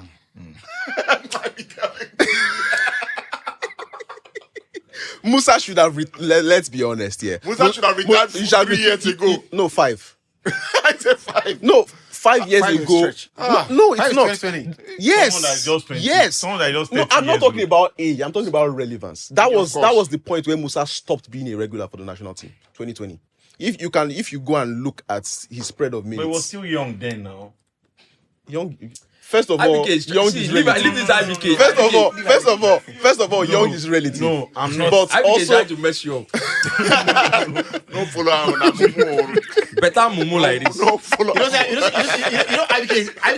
is in a Super Eagles group. He's in a Super Eagles group. So last week he got lost. He's trying to get you to get something. He's trying to get back. He wants to redeem himself. He got a lot of hits last week. Musa great, and we're talking about moments. Like we said, he has those moments. Everybody will remember Ahmed Musa for Iceland. Head to head with Messi, man. So he's had a great career. He didn't have a lot beyond pace, but he achieved a lot with it. No, let's be honest now. Let's be honest. I think the big games. See those big games. Musa showed up in those big games. Against Kenya at the qualifier. That's seeing our Super Eagles now, seeing our team now, I don't know what you guys think about it. I think I want to start possibly cutting our players, in terms of tactical performance, sometimes technical performance, sometimes as well. We've talked about effort and putting in, giving your all. But in terms of technical performance, I think I have to begin to give our players some slack because they've not had any. We've had zero. We play with no structure, no guidance whatsoever. I mean, and even where I say this all the time because there's this epidemic of people constantly bashing the players, and the players are not exempt by any means. But I feel like we have this thing where we bring in coaches. Sometimes we say, okay, he's only a foreign coach. We bring in foreign coaches, we put them on huge salaries, and then we don't expect them to work. Yeah, we are still looking at the players. If to say we don't get coach, we tell 11 players to work. That's a different thing. Yeah. But you have a coach whose job it is to set the agenda for the team, to come up with the tactics and everything. And then he doesn't do it. And because of that, or he doesn't do it the way he should, and because of that, the players are underperforming.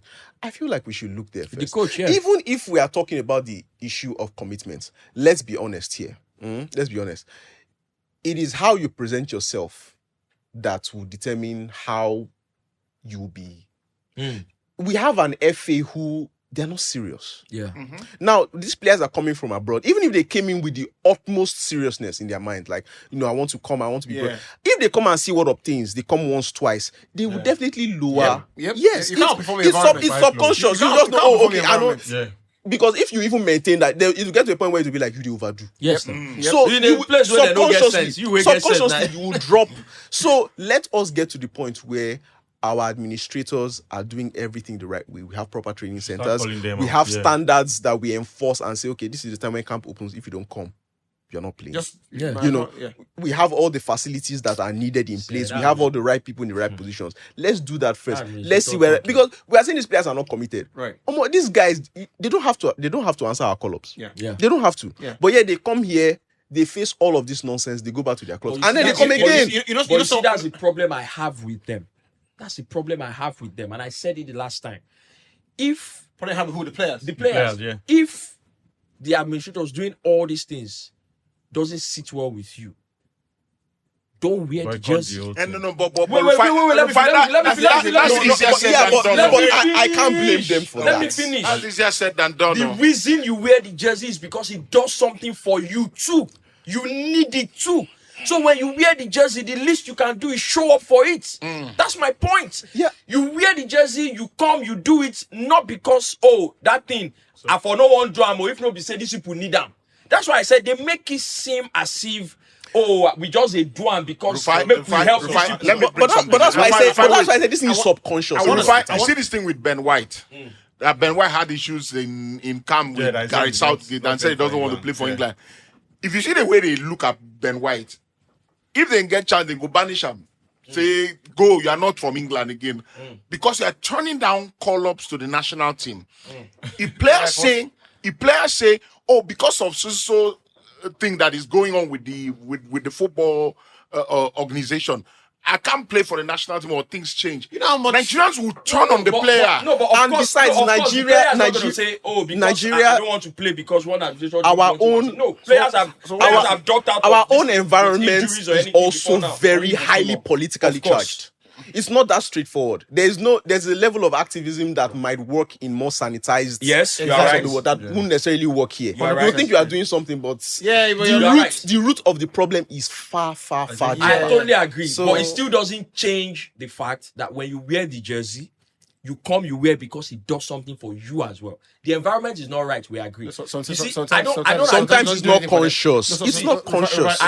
Hold on. Sometimes it doesn't do I don't anything agree for with them. No. I mean, look at online. Look at online. Every time. I don't agree with Ulysses. I don't agree with Ulysses on a lot of things. But when he said all these things where they happen, it happen since. Money, they owe this person, they know they owe that person. Preparation is not right. That is not right. But they that were the senior players in the team, once there's a camp or there's a tournament coming up, the coach don't reach out to them, or maybe Keshi don't call them. Yeah. Once they step onto the field, different generation, bro. I know, which is what we're saying. It's a different generation. It comes with a different mindset. I agree. But it does not mean that. It does not mean that when you do, you have to understand what I'm saying. Like, everything is wrong. We know. But once you wear the jersey, as a matter of fact, it does even you more harm than good to be seen not committing on the field. I hear the arguments, right? But it's the same argument you can make across global football. I'll give you an example again. Like I said from the last game, Solace. I said, we played DRC. Indeed, you're the captain. Under no circumstance, during the game. Speaking of people that should have retired 5 years ago, indeed, should have retired 5 years ago. No. I'm very serious about 5 years is a lot. 5 years is a lot. I think he should have at least 2021. No, I don't think he should have retired even till now, but I don't think he should be playing as much as he's playing. I don't think he should be undisputed first choice. Yes. In the team. Yes. He should not be first choice. You should not mention. I don't think he should be playing as much as he's playing. So that's one of the things I was saying, that we played DRC. That's an almighty game for us in terms of we want to go to the World Cup. You are the captain on the day. You have to show up more. You go into the penalties. You didn't take one. I also heard that the players, right? The players. Let's say you don't do work for the players doing the penalty shootouts, right? And this is the guy that spoke to the guys in camp, right? Said the coach said penalty. Players were like, "I'm not taking." Nobody say you wait with them. You say I'm not taking. Okay, so then we can sit here and then call them a bunch of cowards. Because I asked the question. I asked the questions, right? And I don't analyze Nigeria's football because because God has ordained more intelligent people than me to do that. You understand, right? So I leave that that calling. I hold the gamut and say, go on, sir. People who do that very well. So I don't speak about it. But I have questions I observe, like everybody else observed. And when I get the opportunity to speak to the right people, I speak to them. I ask 2 questions. I was like, 1, I can understand that it's a football game, right? In the end, things can happen. But I can't understand 2 things, right? Why Truss wasn't our first taker, right? When especially the DRC guys made a sub for a goalkeeper. Because they needed him for the penalty. And we saw it. And our best penalty taker was on the bench. On the bench, so I was like, I'm going to ask that question. I asked him, why wasn't Truss, our first taker? 2, why was Calvin, right? Why he said, let me explain it to you. First of all, people who were supposed to take said, no, I am not going to be taking. So they now have to start picking players. Go take. And that's the sign of you have lost the penalty. When you start it goes even beyond the sign of losing the penalty. That means there is nothing. See, that means there is nothing in the because normally, so the guy told me what you want ideally, right? Is players showing up and saying, I go play him. I'm here. I want to take. Exactly your regular takers. Exactly. Then you now use the tactical side and say, you know what? No, you go first. You go first. It is not as easy. So it is that easy. Wait, hold on. I want to wait. Wait, now calm down. Do you think that if Bukayo Saka, after losing that penalty in the finals of the Euros, do you think that if you ask him now, that would he have chosen to take that penalty? He'll probably tell you no. They played the next tournament. No. Listen, they played the next tournament where England got penalty shootout against Switzerland. Bukayo picked 1 penalty and smashed it home. Stop it. Like I always say, everybody, we have our own bearing capacity. You don't we have what we have what we can take. But no be every player. You don't know 3 ratio. No be every player get the mind, get the balls. And then get out. To talk. If you don't get the mind, get out. You shouldn't be in the team. There was a time, are we forgetting that even in this Super Eagles team, who should be taking our penalty? Who should be? It should be Osimhen. No. Why is no? You don't take penalties just by name. You take penalty because you have shown a track record of scoring penalties. In fact, normally your goal scorer should be the one taking the penalty. No, it's not. It's not. Let's move it on. When Chilavert, can we move on? Just 1 point. Only 1 point. Have you ever heard the name Jose Chilavert? Yes. He used to play for Paraguay. Paraguay had a great striker, Rocky Santa Cruz. Have you heard of him before? Yeah. When penalty come out, now Rocky Santa Cruz go call Chilavert, say please don't come. Because Chilavert could smash it home. Like, don't worry. Chilavert go run from goal. Hold the penalty like this with that in left foot, hit time like this, goalkeeper go left. Not everyone you don't score penalty during penalty is a special. It's not easy. Just the final point. No easy. Just the final penalty is point. a special skill. It's not. They know the right name on top person way because they score goal. You score penalty. You carry penalty for shootout. Something you carry us go walk up. You want put body, but you want to walk up. Easy. But you want to walk up. If they talk for social media, you go tell them say, "Oh, I don't know anything. Make gonna keep quiet." Anyway, I think we touched Super Eagles. I think we've done a bit of Morocco and Senegal as well. Egypt, the conversation centers around Mo Salah. I mean, does anybody spare a thought for Ghana? Because I look at the Ghanaian squad, right? And we talk about they're not in the tournament. They're not in the Afcon. Now walk up, then go now. Now walk up, then go now. I may be reason them. I've been seeing a lot of things online. Why you go set Ghana up like this? You see, bro. Why? I go why you go set them up? Why you go set them up like this? Not mention them now, bro. I said on Twitter. Now why we don't mention them? On Twitter, you see.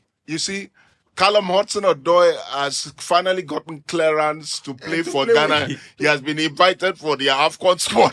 Nigerians don't get sent. They go right and say he has been invited. He has been invited. He will be in the squad for the Afcon in Nigerians don't get sent. Nigerians Prince invoice of David and Whiskey. This thing, money where they call it for concerts. See, at first the first one they say Whiskey fee for the concert. Rider 100K. This is a grand total. $800,000. I see the video. Where you think see this? I see right at 30K. Total 120. Say truly, Whiskey said you sure for less than we sure. I just scroll small again. I see the video. Grand total 1 million. Whiskey 60,000. I think somebody sat in his house, right? Bro. Open photo shop. You know, these people are This is a proper invoice. You see, man. If you see the invoice, crazy, bro. How you take get invoice when they take hire David? How? Bro. Anyway, is there anything we're leaving out with this Afcon, right? Because I see the small teams, I see the quote unquote, Cape Verde, the Cape Verdes and co. I mean, there's been a lot of talk about. Okay, go on. Yeah. Is there any chance? No, IBK was preaching the gospel of Bafana. Right. Yeah, Bafana. Yeah. What's gonna Explain that gospel to us. I think they're a very good team. They are absolutely. I think they're a very, very good team. I already said it. help us there. I already said it that the World Cup qualifiers have given us idea of what these South Africans can actually do. I think that I was one of those who feel they just play, they are not that good, but it's like someone that is actually learning how to be good. And I think they've gotten to that stage where you can say they are part of the very difficult side to beat in Africa. And this is not cap, bro. Last week I said they were going to get to the semi-finals again. In the Afcon. Yeah, I'm sorry. I think they'll get to They semi-finals could go on again. and win it. We've talked about the uncertainty of African football. However, Yeah, they're not winning. you get. They're not winning. However, I can tell you that now. you see the basis of saying the World Cup qualifiers has shown us anything. As far as I'm concerned, it hasn't shown us anything. South Africa were the worst They're group good- winners. They're good. Points-wise, Do you understand? they're the worst group winners. Because we are useless You can't in say the that. groups. Because Super Eagles were useless I like that. you- in the but you qualifying, can't- it does you not can't mean say South that. Africa. Because somebody is bad does not mean they are good. No, you group. you can't. What's They are the Because worst group winners.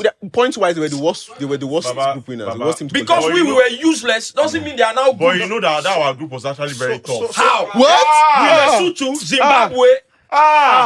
Benin Republic. My brother, how far relax? Benin Republic. I think I stop it too. Super Now Eagles. this thing make me I won't call somebody online yesterday. I Alpha, don't expect. relax. I posted something. I said you don't have sense. If that That group that Senegal we were catch in, that- you see that group that we're in. Yes. If you take Senegal and put in that group, they Baba, win nah, every this- As bad as we were, we lost one match, bro. As bad as Super Eagles were, they lost one match. Yeah. In If that you group. put Senegal in that group, they was win every dead match. If you cheap. put Morocco, Dead cheap. So let's you bet. No, I don't. South Africa will get to the semi-finals. No. That's not. That's I'll bet on not. Solace In South Africa. That's not even a. So who's gonna win this thing, right?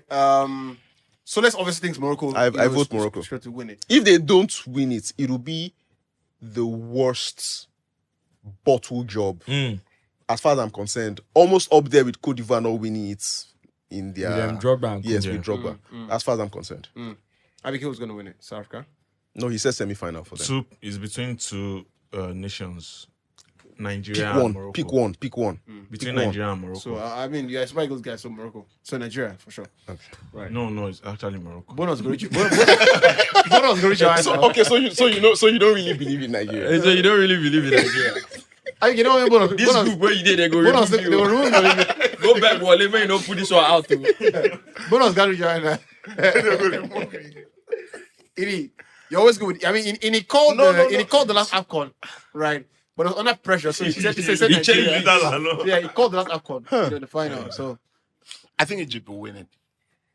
I really feel like there's a providence that is just Like 10 odds. preparing to make things happen for them. I don't think they have the best squad. I just feel like you're not alone in that.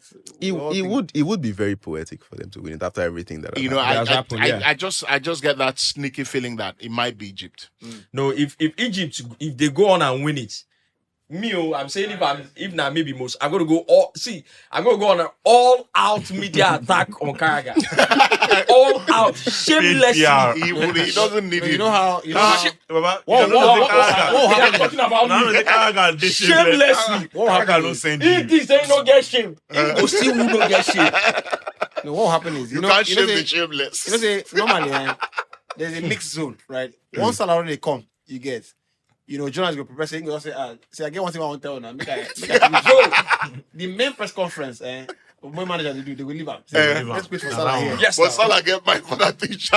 Why you go stop for me so they give you person? Normally they go find you. So Salah will just come say, who wants If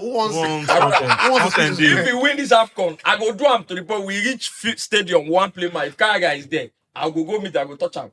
I be you now. you don't have Shaq. You don't have Shaq. Me well like only Nigerians are that. Only Nigerians. No, in this case, it's permitted. Make him drop this track. Rufai, no, you should not play this player do. This track. No, before Euros. Guy never don't talk. Say, I think Kukurea. I think he's a weakling in the team. Yeah. They don't win that Euros. Kukurea don't go Instagram. You don't go mention Karagate. No, you don't go mention Karagate. It's a weakling, eh? Yeah. What did I go do, And you know what's great about that?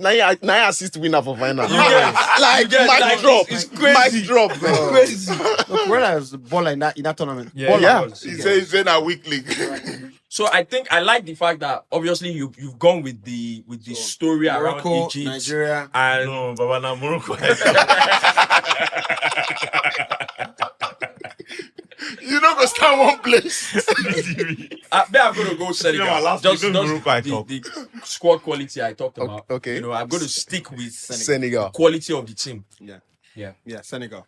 I'm looking forward to seeing Ndiaye, man. I'm looking forward to seeing Ndiaye. I want to see how he adapts. Fun baller. Yeah, and by the way, I think Fabregas just did his first mess up as a coach. What did he do? You guys follow that story. Was it Asan Diao, That guy's right?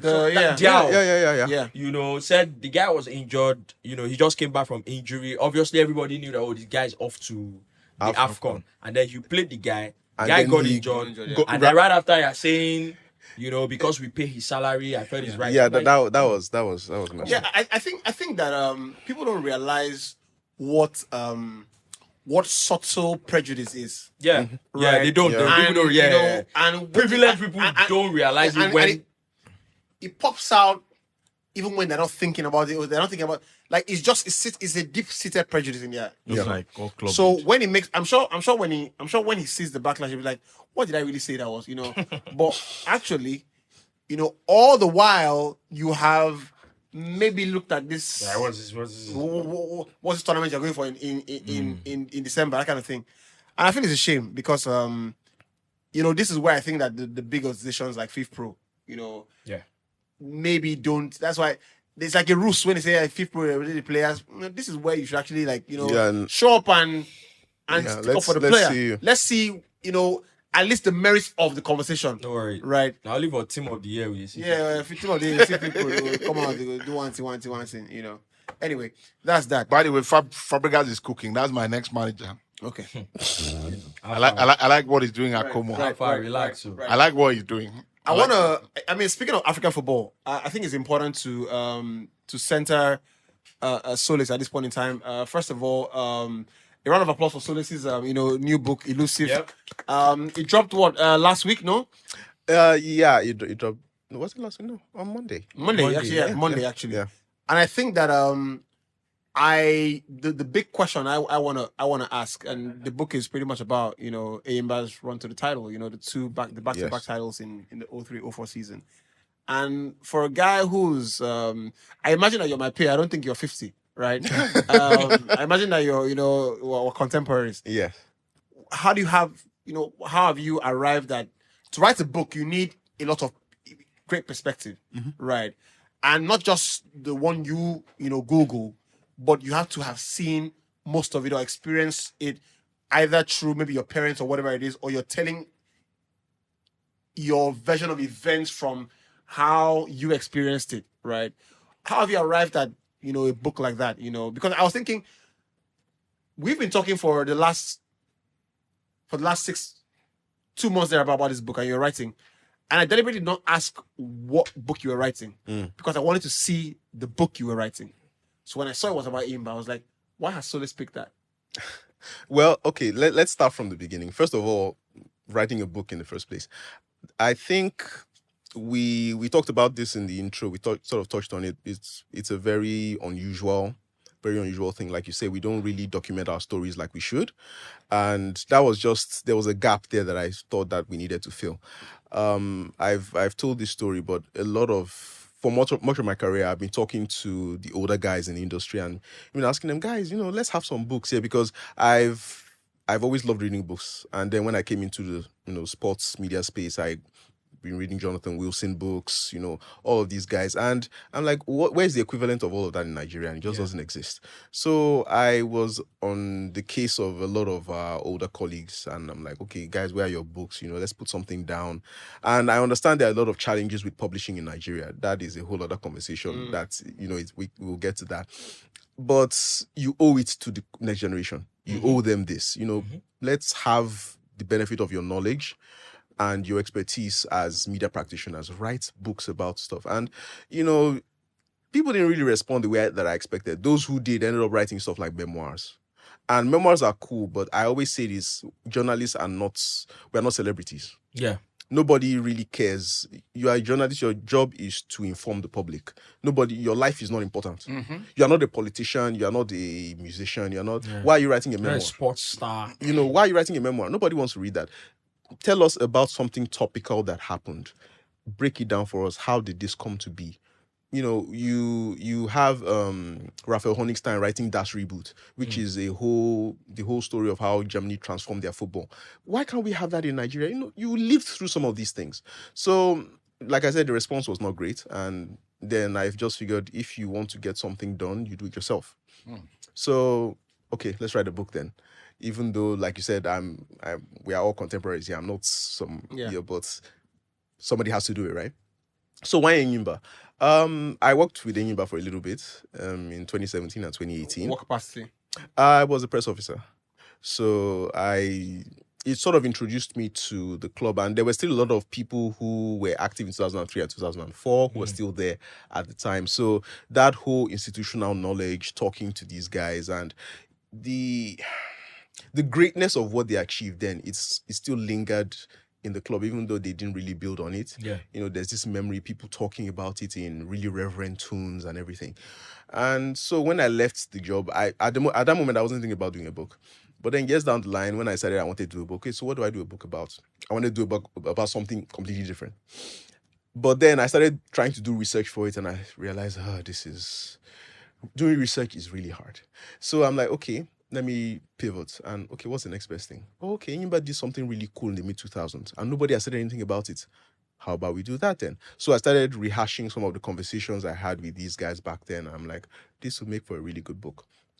So then, started working on that. And like I said, research was interesting, because finding material about this stuff is really difficult. I was going to. This stuff is not documented. There's no books for me to cite. I can't say according to so and so who are, so I then. But how's that possible, right? How's that possible that no, not even that, right? How's that possible that it's not there? Enyimba, right? The elephants, have not even attempted, right, to document after this is what 21 years? Over 20 years now. Yeah, over 20 years. Like I find that staggering that depending on who you speak to, the biggest football club in the country, somebody say Caterpillars, but haven't tried to say, you know what, even if it's a personal memoir, for example. So if you read this is one of the books that has influenced me heavily. So every time I speak about books, I reference it. There was a country. Right. Right. That book by Chinua Achebe is it's his own. This is my view of things. Even if somebody has just tried to do it, this is the Enyimba view. How about somebody even trying to do this is how I observe things? And I read a book by it's called Path of Destiny. Jimo. I've forgotten his surname is your brother's surname, so it's kind of hard for me to pronounce. But basically, he tells you about his path of destiny. But in that book, he tells you about how different eras of Yoruba culture and how he experienced it, either through tales from his grandmother, right, who was royalty, and he tells you about the great wars and things like that. Yeah. So they are very in the book. It's So the same way you have quite a number of books that have been written through the eyes of different people who experienced the Civil War. You know, there are quite a number of books. Yeah. This person that actively experienced it. So I get what you're saying. It says that how is it that there's no one, even a chapter, like who experienced that title? In this book, it was through this book, this book by Mr. Jim. I'm going to Google his surname. It will only be fair to Google his surname. That I realized how the FCT was built, and under which administration, built the FCT, and under which administration came and changed the plan of the FCT. Now, don't forget the title of the book is Path of Destiny, so it's his own personal autobiography. But then he takes you through different chapters. So which brings you to a chapter in your book, which you talk about the first $1 million transfer. Yeah, right. Yeah. Which is an interesting story. Yeah. Because $1 million transfer at the time was a lot of money. Absolutely. What is that like? How do you censor that? How did you get that story? And is that story, when you think about it now, is that story, key to what we're looking at now with transfers, or has it been given the relevance it should have been given? Okay, so first of all, you asked about how it's possible that. Yeah. I think the very simple answer is that we don't think it's important. It's really that simple. Yeah. Okay, so I'm going to tell. This is the first time I'm telling this story. When I wanted to do the book, I called up Felix Anyansiagu, who was the chairman of the club for years and years. Years. Yeah, so he was the main figure for it. And I told him I wanted to do the book. And I'm like, okay, I would like to interview you, get your perspective. You are the main character, more or less, apart from off the pitch. And he, not to give too much away in terms of the specifics of the conversation, but basically he refused. So I was surprised by that because, like I said, this is something that has never been done. Yeah, you would think, exactly, you would think, but he flatly refused. So that just tells me that the mindset is something like this is not really important. It has happened. So, so, it's funny. It's funny when you think about it because I was actually flabbergasted. I thought, this is something he would, but he didn't. Champions League, we Arsenal defined. How Arsenal tell that? So talking about the transfer of Emeka Nwanda, 1 million naira. It's one of those real tentpole moments in Nigerian football. This was in the title year. No, this was not in the title year. So Emeka Nwanda. Yeah. So in the book, I kind of chart the course through how the team was built in the first place. Yes, how the team started out in 2000. Before they went through, they first of all conquered in Nigeria. Then they had their first shot at the Champions League in 2002. Didn't quite work out. They took the lessons from that. So Emeka Nwanda was signed in 2000. So it was a very important part of the story because he was, when Ojuzo Kalu came in and was inaugurated as governor, he wanted to transform Enyimba into a global, a continental powerhouse, first of all, before global. Ultra-modern club. That cliche. So a lot of that, part of that was a lot of investment in the club. So Enyimba really overhauled the squad ahead of the following season, bought a lot of new players. But Nwanda was the centerpiece just for how much it cost. Now, there's this thing in Nigerian football, it's been abolished now, but it's called signing on fees. I'm sure we all know about signing on fees. So it was the fee that the club pays to the player to come play for them, as opposed to paying a fee to the parent club. So first of all, you pay to the player and you reach an agreement. Then you go to the club and you say, okay, guy, your player don't take my handle. How far? What can let's work something out. So I have a whole chapter in the book about the machinations of Nigerian transfers back then. That's a whole separate thing. But Emeka Nwanda was an important piece because he helped them. He was the difference maker for them in winning their first Nigerian title. He came to the club, took a little bit of time to find his feet, but once he did, there was a Super Four back then. He was one of the stars of the team. And then once he got to the Champions League, he scored really important goals for them in the final, both finals, I think. Yeah, so, very important figure. And I thought that was an important story to tell, just to underline the ambition of the Enyimba project. I mean, and the fact that Ojus Wakalo was very hands-on. He took the negotiation on by himself. You know, once he became the governor of the state, he took it upon himself to attend matches. You know, he would go to stadiums, and then he responded to the clamor of the fans, which is that, oh, this guy was born and raised in Ababo, he's playing for another club, but he's doing really well against us. We want him back.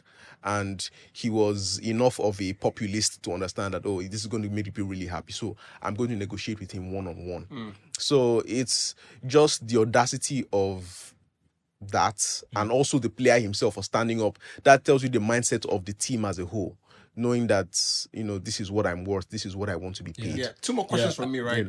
I mean, first is maybe an observation, but I mean, you know, the term the sports loving governor is something that gets brandished up and down now, but this is probably one of the rare situations where politics, right, and, you know, maybe the use of sports for politics actually yields a very, you know, great, you know, outcome. Isn't it? Where, because I mean, I never heard the story that, you know, because when I think about Ojus Okado as governor at the time, obviously he was, you know, he would attribute the success of Imba to his administration.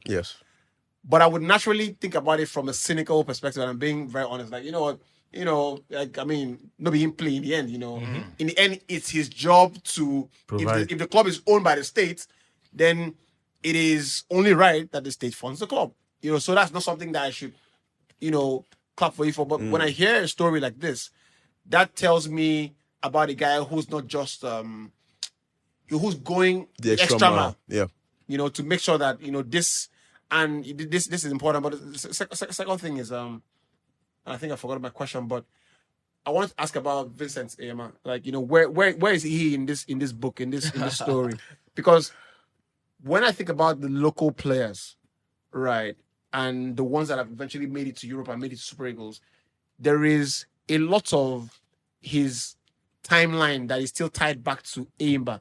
And when you speak about that title, you hear that he is one of the most vocal people in dressing room. Is that true? Is that something that you found in your research? Absolutely. I was privileged to speak to Enyama for the book, so he gave me a lot of his perspectives. But, you know, not just what he had to say, but just researching the book, you could see Enyama was somebody who came into the team very young, who displaced way more experienced goalkeepers to become number one. And once he did, you know, he had a very meteoric rise, becoming number one for Nigeria, starting from the end of the 2002 World Cup, rather. So he was key in the sense that he raised the standard for the team, because based on his experience with the national team, he came back to Enyimba. He brought a lot of that professionalism that he had seen in the national team, and it was something that with time his teammates started to copy, started to aspire to. Okay, there's a level of extra training that this guy is doing, you know, can we do that as well? And he also became a really vocal voice in the dressing room. So he was someone who could fight for what his teammates needed, you know, who could stand up to the management, and he got him in trouble. He got him in trouble. Make no mistake about it. He was stripped of the captaincy in 2003 along the way, you know. So he's a really central figure. There are a lot of other little stories and tidbits that, you know, I wouldn't want to put out here. But I actually thought you would come with the book, you know. Let's talk about that. Right. Now, when we were talking about the challenges of publishing in Nigeria, so, you know, because we do not have the sort of ecosystem here that obtains elsewhere in the world, which is that, you know, you have a story, you have a manuscript, you pitch to a publisher, the publisher, you know, funds the writing and the research and everything, and then we don't really have that here. So basically, if you want to publish, you want to self-publish. You know, that's the way to do it. And, you know, you are working with people who are not necessarily of the highest standard in terms of what obtains globally, what should be. So when I spoke to you about doing this interview, the reason I picked this was because I was supposed to have the book in my hand at this time. Unfortunately, that is not the case, and that is down to the fact that liaising and working with printers in Nigeria is a terrible experience. Think of them as the same way we're talking about tailors, and we're talking about mechanics. Yes, it's the exact same thing. The wedding. So we spoke with the publisher, and we said, okay, when can you guarantee us that you will have the book? And we've decided on a date, and we put out an announcement based on that. This is when the book is coming out. You can pre-order for it. Yeah. So you can imagine, for someone who got a lot of pre-orders based on my reputation as okay, this is a leading journalist, to then have to walk that back and say, okay guys, I know I said the book will be out by this time, but unfortunately it's not ready. Yeah. So thankfully I also have a mechanism to deliver the book to people outside of the country, which is to sell on Amazon. Yeah. And people have started ordering on Amazon. So there's a likelihood. It is absolutely the case that people who are outside of the country will get this book before people in Nigeria. Yeah. Which is ridiculous, but that just tells you how difficult it is. Yeah. So on a lighter note, the first thing I wanted to talk about is that it must have been a struggle, because I believe that when you write a book as culturally important as this sort of book, talking about this, what it's talking about, one struggle would be picking what the front page would look like. Must have been a struggle, because in my mind, when I thought about winning this, I'm thinking, okay, Eyama's face has to be somewhere there. Open and one Neri, Romanus or Jinta. Rufai, an old man. No. That tournament, I'm not even playing. And that's why, which is where I'm going to go with the fact that is Nigeria is unfortunate. For me coming up, obviously when I started becoming aware about actively, I want to watch football, it's around that time. You talk about Barclays as well. Yeah. 03, 04, then you now begin to go to 5, 6 and the likes. And then Mourinho was doing what he was doing at Chelsea. There were games from that tournament that I actually watched. Yeah. That was how I knew that Nwaneri used to play his penalty, walk and go back, and go back. I come full speed and then hammer it. Boom! Score, So, and then obviously I remember Romanus Orjinta. Yeah, big lad. Defenders, and then Eyama behind them. I still remember I love those players. Yusuf Mohammed at full back. So for me, Okemiri, knowing fully well that by all standards, I was a child at this point in time. To have a book like this, I'm saying that's the cultural importance, because now I can pick up the book and now have a clear picture of what happened. Yeah. Because I wasn't this into football.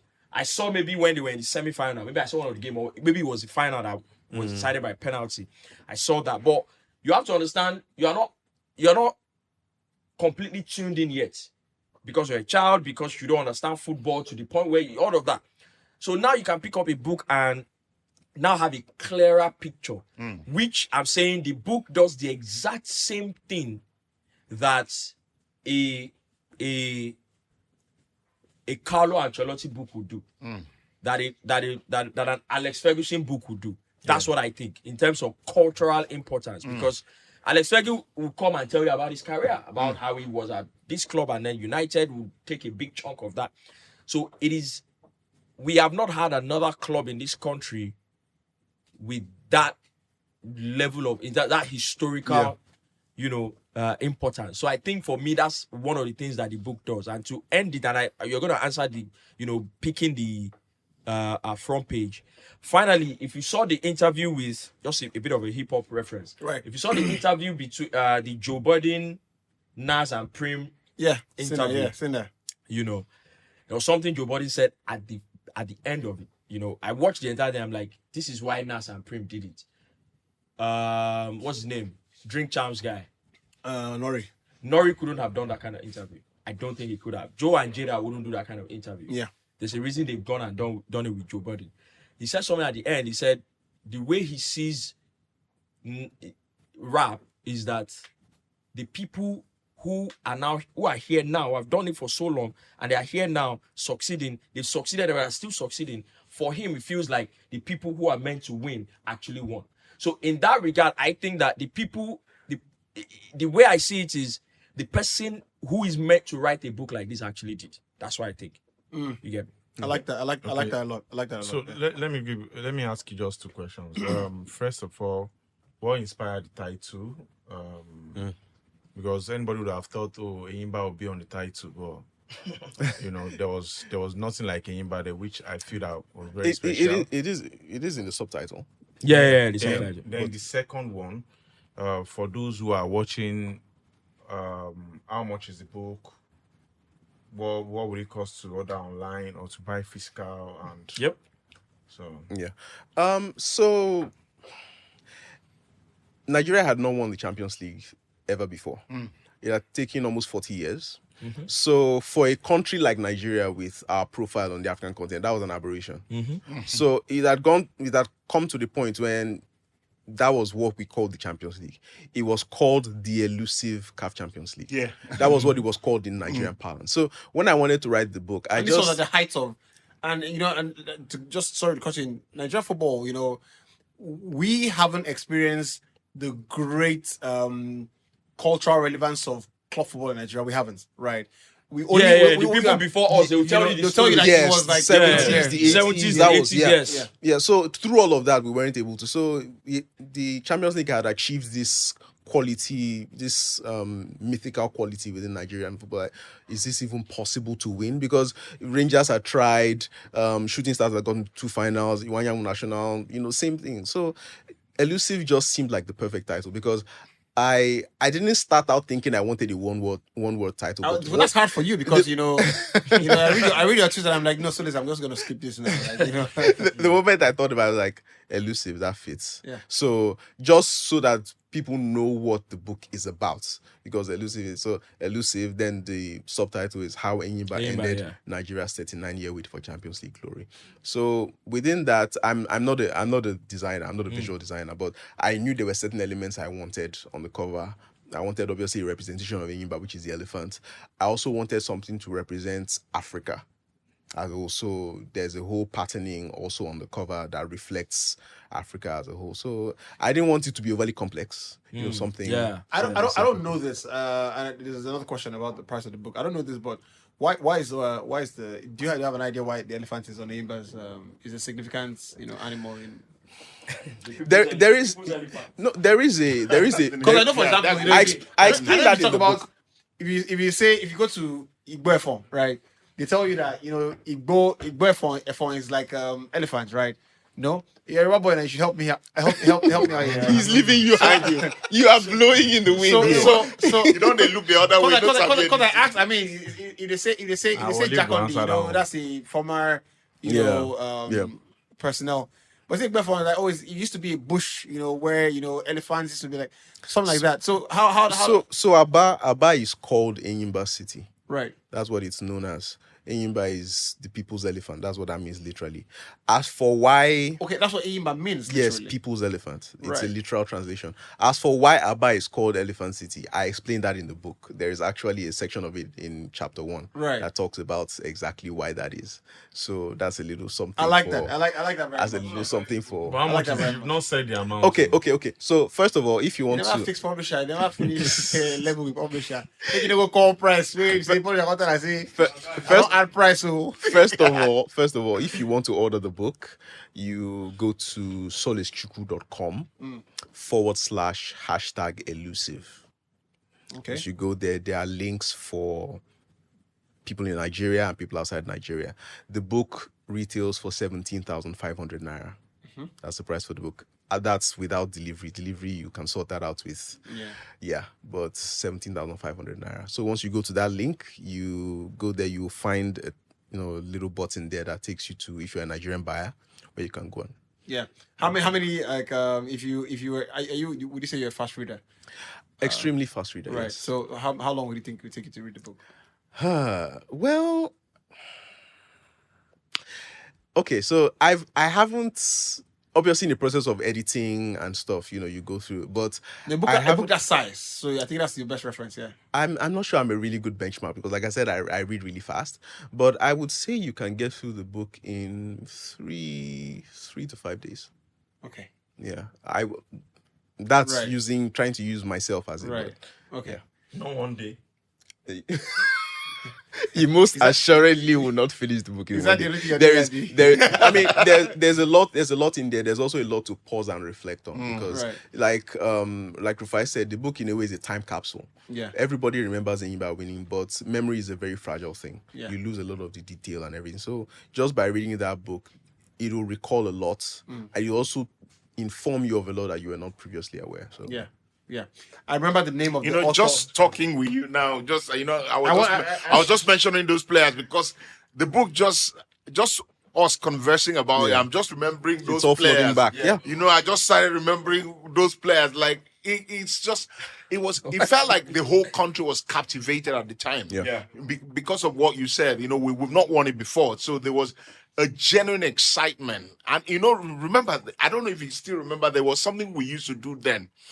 Players used to play, domestic football for one club, and in the Champions League they were playing for Enyimba. I don't know if you. Yes, I have a chapter in the book on exactly this. Yeah. Yes. So that was a thing. I didn't know that. I watched every game Enyimba played in the Champions League. Enyimba got in those trouble. 2 years, I watched every bloody game. Enyimba got in trouble. Enyimba got in trouble with that. Now imagine you've waited 40 years, more or less, to win the Champions League, and then you win it, and then instantly you are in trouble because your opponent is petitioning that. Yeah, Congo.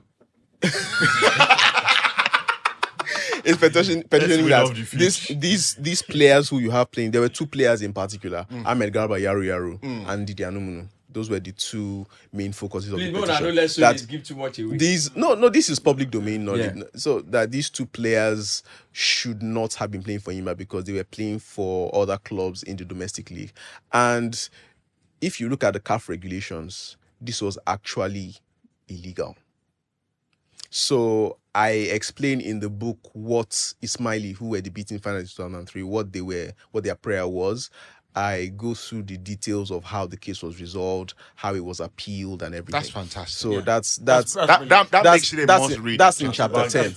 That's in chapter 10 of the book. That's really so. Yeah, it was a big deal. Yeah, it was a huge deal. Is that what people would do at that club? I hope that's what people would do at that club. This IBK is a cop. See, it's defunct. Because they are all but this is contract. If not that they took pity on IBK, it would have been in the custody of Interpol now. Because the owners of the club said this is the person that ran the club into the ground. But look, I think that what they say the simple way to live life is when you think about, if you feel a way about people, you tell them. I think that it's important to tell you now that you're here that we rate your work. I rate your work very highly. I can't tell you enough of how it is important that you exist in this moment in time, because I don't know if I've told you the story before, but I started out as a writer. As a football writer. Not very good, but well, I would say very good. Right? I would say very good. And I started out. It's funny because me and Wale now work. Wale was my boy. But he had a website, right? Horrible writer called the Legacies Blogspot, right? And at the same time, terrible UI UX. It's interesting because one of the big blogs now, Lord Supergirl, was starting out her blog as well. And we spoke about, me writing as a column for them. Okay. And I'd been writing for about a year there about, obviously Premier League more centric. And I always thought that I didn't see the write-ups that I wanted to read in Nigeria. So that's why I started writing.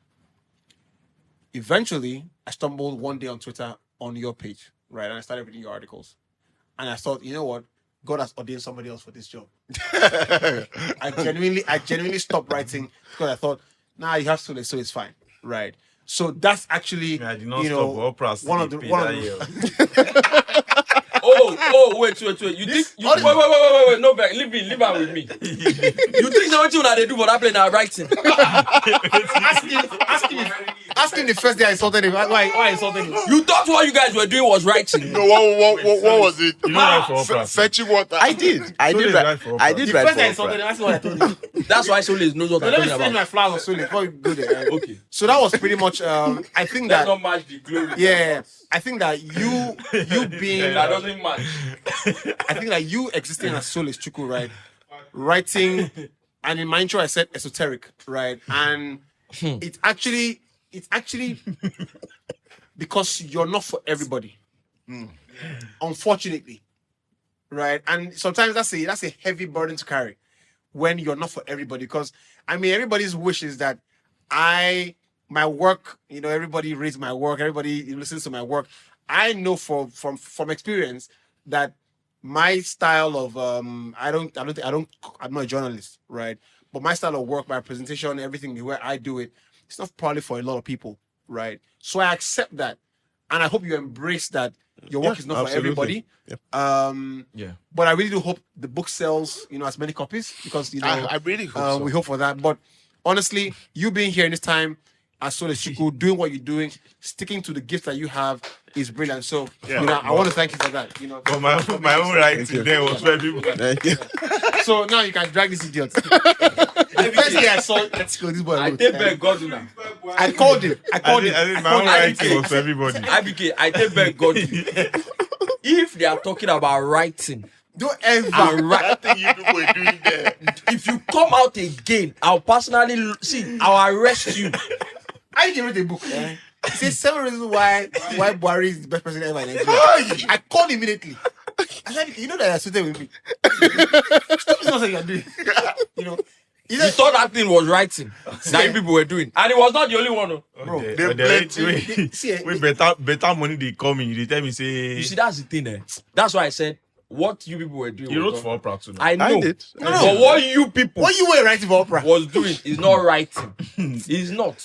You understand me? my God. You know how senior Thank man, God say no ChatGPT era Oprah. you get no. Oh. No, thank God. Oh, So wow. I know. Okay. Continue your conversation. IPK, no terrorists. See, the only one we come across where we come across.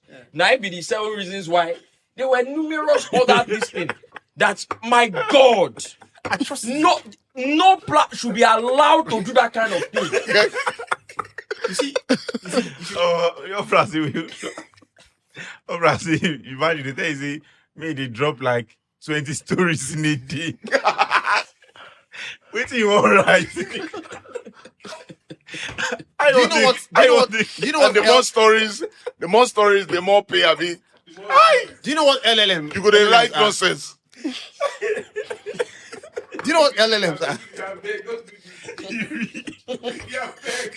I'm begging you. I don't need cry. Please let's not go there. I don't serve you. Because you go drop now, this idiot go post that. Now everything they find you. Shame He on. go post it. You don't get shame on. But I want to ask, right? Like, how do you keep your? I mean, you won a couple AIPS awards, no? Nominated, Right? shortlisted, yeah. Shortlisted, right? And I'm not a huge fan of awards. I'm not a fan of awards. Me neither, It's to what be it is, honest. right? But different strokes for everybody, right? For different folks. But when you think about the writing, and we've sort of, I don't know if you noticed, but we've sort of like left the book was still speaking to you. Obviously, you're here, so we have to exhaust your time. When you think about the writing market, so to speak, now and the profession, especially with sports, and you see there are a few writers I respect in the space, right? I read Fisai Daro's work. I think he writes. Top man. Put good work into his books. Colin Woodard is obviously Up there, he's yeah. like Top shelf. really there. He's there like niche. I think Shino Oludare. Okeleji, Yes, writes very well. Yeah, that's my brother right there. Yeah. There are people who if I need information, I can call Shino and say, Shino, do you have anything on this thing, right? I remember there was a case I called him last month for. But when you think about the democratization of the market, because writing is not something that everybody does. It's something where you literally it's a gift. You take it, you hone it, and you stand out. How does that affect your work now, and where there is almost like I said, a democratization of the entire thing, where there's ChatGPT, everybody can just prompt and There's an article in front of you. I think that's where what you said earlier is important. Realizing that what you do might not necessarily be for everyone. So I've always been, right from the time I started, I've always been driven by what I myself would like to read, the certain standard. Yeah. So that has been all throughout the, even rising from a point of nobody really knew who I was to, where I am at the moment. Throughout my drive, my motivation has always been my own sense of satisfaction in my work. So if I write something and I'm not pleased with it, I'm not pleased with it. So it's never really mattered to me whether one person reads it or 500 people or 10,000 people. That has never really been a thing for me. So yeah, like you said, there's a lot of dilution now with everybody dipping their hands in the pie. Like you talked about LLMs. Yeah, but it's not something that's bothers me all that much, because I think maybe this is naive of me. Maybe I'm just being overly romantic about it, but I think quality will always be what it is. It will always rise to the top. It will always stand on its own merits and what it is. So maybe, like I said, this might be naive and I might be proven wrong in the coming years, because these AI models are learning at an alarming rate. If you want to call what they are doing learning anyway. But that's just the way I look at it. I'm fairly confident in the fact that if I maintain the standard for which I am known, my work will never be mistaken for AI. Yeah, I like it. Never. I like there it. will always be that. There will always be that distinction there. Yeah, that's very Of course, very very true. true. So it doesn't bother me. Very true. You now see That's that very good. That's the very difference in the taste. Bro. The taste. Different class. Different class. Different class. Different Don't class. stop the right. Totally. We have. There's no way we don't. I know. I can imagine the listeners of our podcast. And the listeners of our podcast really say, you know what? So when I'm not going to even touch Arsenal, and anything like that, right? So with the time when I say, that is But I know you're a Leeds fan. I know that for sure, right? Yeah. But I know you have a soft spot for Arsenal as well. Yeah. Right. How do you support two teams in the same league? I find a way to make it work. There's enough space in my heart. Right. But Nigeria is aiming for you. No, I wouldn't say that. I don't really have a club that I support in Nigerian football. My views on Nigerian football are... Okay, let me put it this way. My view of Nigerian football is a very dim one. I do not consider what we are doing remotely serious. Yeah. So it's hard for me to be invested At to all. even consciously try to invest my emotions in anything. Yeah. I don't bother with it. Yeah. I agree. We're on the Absolutely same very spectrum. unserious Even point when of you're view. That's big. That's Even very no, nice. That's even a professional I role. mean that being media officer is a job. It's a job, and I was doing my job. Obviously, just by virtue of the way the teams, the clubs are run in Nigeria, you have to sort of have a level of emotional investment sometimes, But even then, I was always conscious that this is a job I'm doing. I'm not. I mean, I remember we'll go for away matches, and you have to be conscious of what you're wearing. You don't want to wear club paraphernalia in away stadium so you don't get lynched. But yeah, And funnily, it's slightly better now. I think it used to be horrible then. yeah, it used to be a lot worse. Yeah, Your time was 2015, yeah? and 2017 and 18. And 18, yeah. So yeah, I saw some things. Was it a good paying job? The real pay was the experiences we had along the way. Right. Let's put it that way. Right. So Yeah. That's very nice. Let's touch on a bit of in this last 2 weeks or thereabout, the wheels haven't come off, right? But I have measured the temperature, in the different fan forums. Cook. And I sense This that brother want cook. there is a readjustment of how good Objectives. some teams are. I want to start with Arsenal. Yeah. And I know say this Baba want and cook. I spoke to a couple of Arsenal fans, and I don't hear, the things I used to hear. I heard, the 15 goals, we'll smash that, we'll equal that this year. I think there is a realignment that, no, the season is still very long. And I'm like, finally, some people come back to reality, right? Don't do on that. Right. No. Let's have the conversation. And obviously, the way Arsenal. Hold on now. You will talk with your concern. Yubi has already laid the groundwork. Wait now. When Arsenal fans, like I said it last week, Arsenal fans are really traumatized. Because Arsenal fans said they were going to. Arsenal fans are team is probably as good as the unbeaten team or better. I've heard things like that. I've heard things. Say it's better than the invisible team or as good as the invisible team. Who have you people been listening to? You're talking to the wrong people. I do think there is a tendency to take some of the louder fringe elements as representing the whole. They are not fringe. They are not fringe. I agree. The Telegram group. They are not fringe, Joe. So let me give you an example. The reality is that I didn't think that the 15 goals. That's not realistic. I didn't think it was realistic. I didn't think it was realistic. That's the time. That's not considered goal for. In the reality is that if that Arsenal backline is fit for 38 games, senior man. No, hold on. The reality is that if that Arsenal backline is fit for 38 games, Arsenal will concede more than 20 goals in a season. No, not break the record. That 15. I don't think that thing is ever going to be broken. No. I don't think that 15. You know why? You know why it's unrealistic? Because in all honesty, I saw Gary Neville saying it the other day. He said when I was playing football, I looked at games and I thought it was really easy. The football now is harder than it was then. And the truth is, if the you quality, just look at the goals per game back then. The quality. Look at the goals per game back then. No, that I'm not even. But if you look at it, the level of attacking football in that period was a lot lower than it is now. I agree with that. That was when we had really, really tough tacticians like Mourinho, Benitez. Matches were really cagey. Before Boga arrived for a team. It's not possible. You can't do that. And I feel like as much as we had maybe individual players with really supreme talent, but the general attacking play was a lot lower than what it is. So guess what? Sunderland can come from the Championship and spend 70, 80 million in the market. That didn't happen 20 years ago. Everton now can go into a market and compete for a 50 million pound player. Hold that you just gave. No. Hold it. It's going to be useful in another episode. No.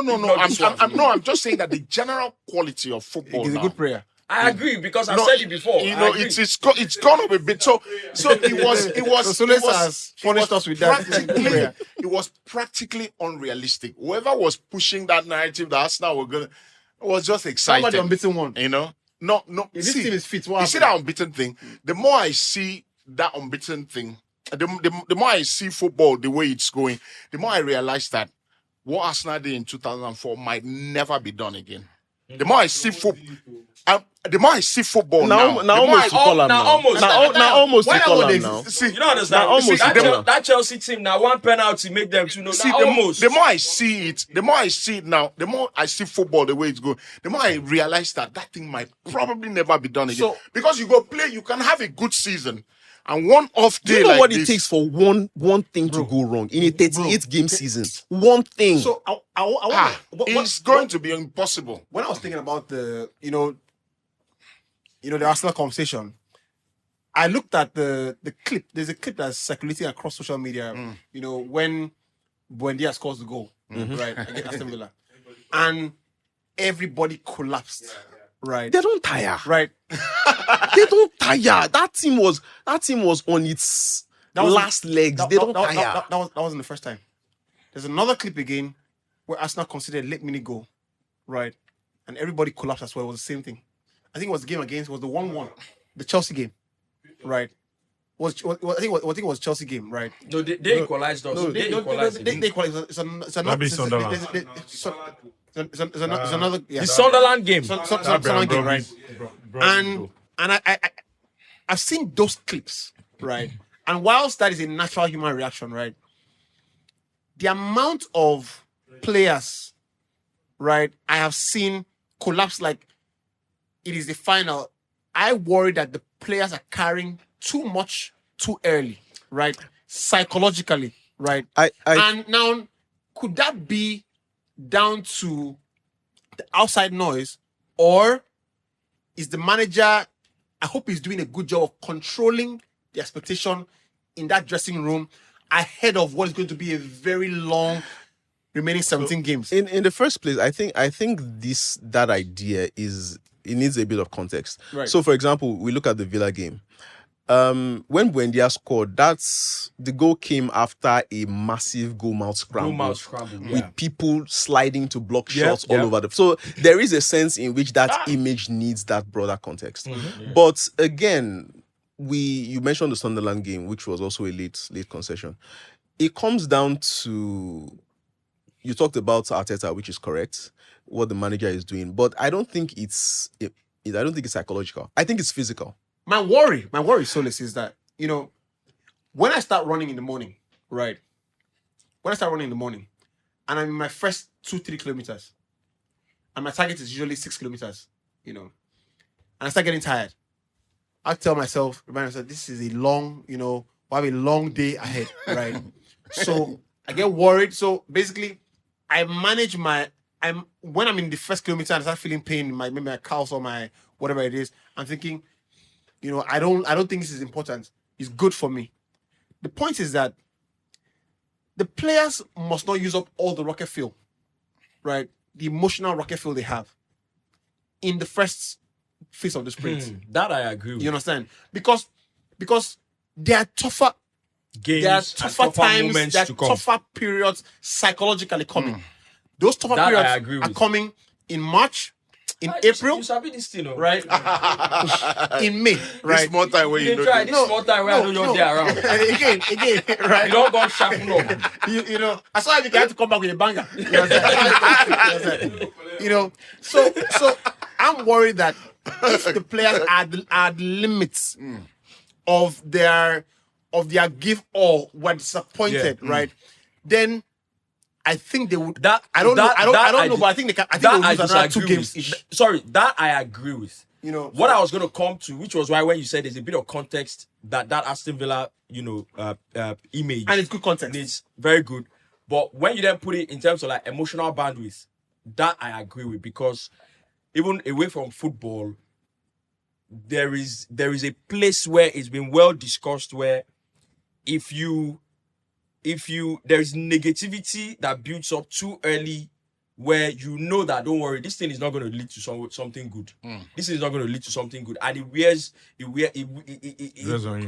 on you. Is how people say, there's this saying about, and this is away from football, I'm just using as an example, I'll tie back to football. Depression, something can't hit a moving target. There's a saying, something like that. And why I say that is that if there is that negative feeling that early, it builds up to the point where it drags you down. It's gonna buckle. So at the beginning of the season, yes, you are possibly taking up, we're the best team, we have to win it this year. However, you also have to be able to manage the emotion, the speedometer, in terms of we've started the season. We need to expand where we are going to. It is not 2, 3, 4, 5 games. It is 38. In addition to that, we're playing Champions League and all that. That is one side to it. The second side to it is also, it takes me back to what I said. It takes me back to what I said a few weeks ago, where I feel like one of the reasons why Arsenal are having this issue is that they want to win the league by. And we've talked about defenses win you titles, attacks win you games. Fact. However, there's an over-reliance on we don't have to do too much going forward for us to go on and win this title.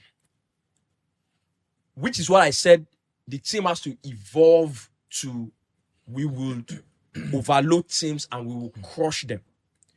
The reason they are going through this thing now is because the team has not evolved, they have not lifted up to that point. Which brings me to the question: we'll crush this team. So so I saw a question. Someone said,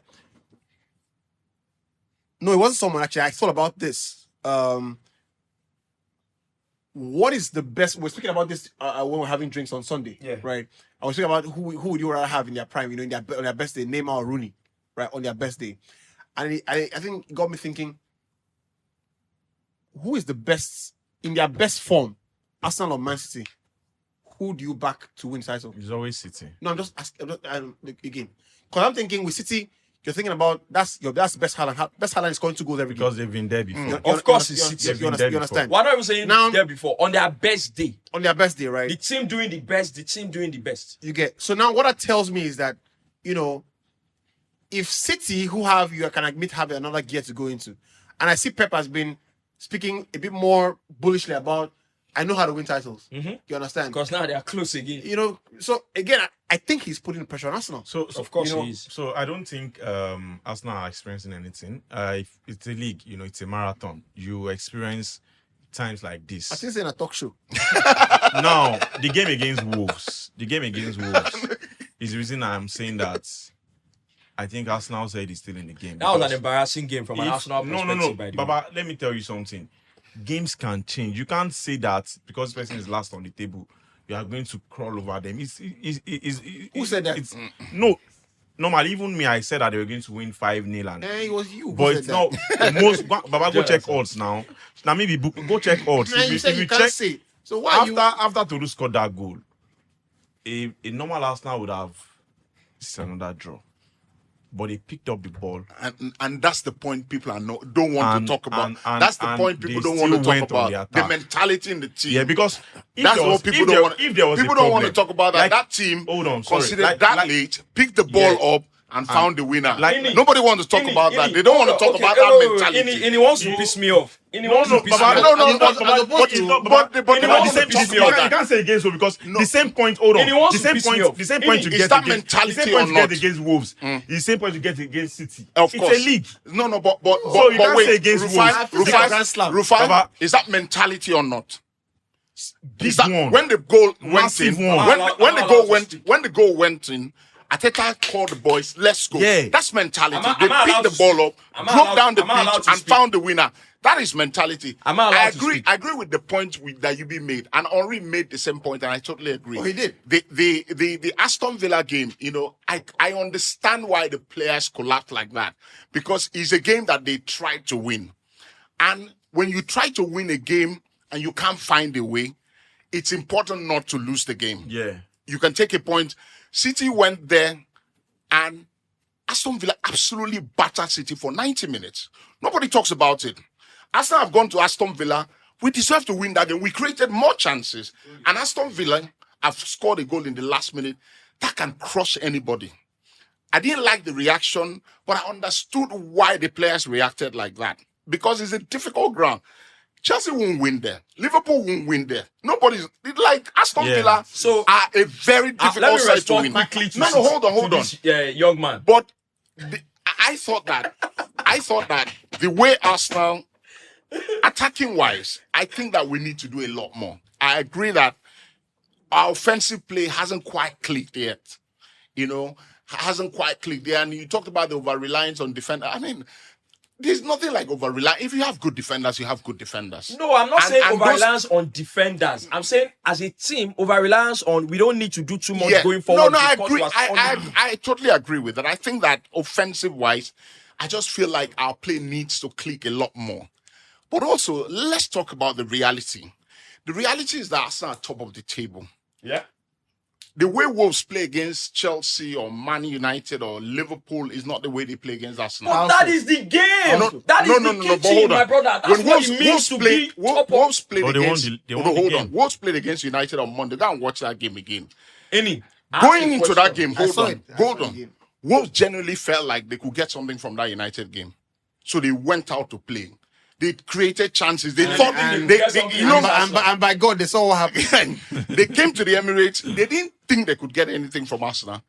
The intention was, we're going to sit very deep, make it very hard, and then the onus is on Arsenal to break them down. Leave them for me. No, hold on.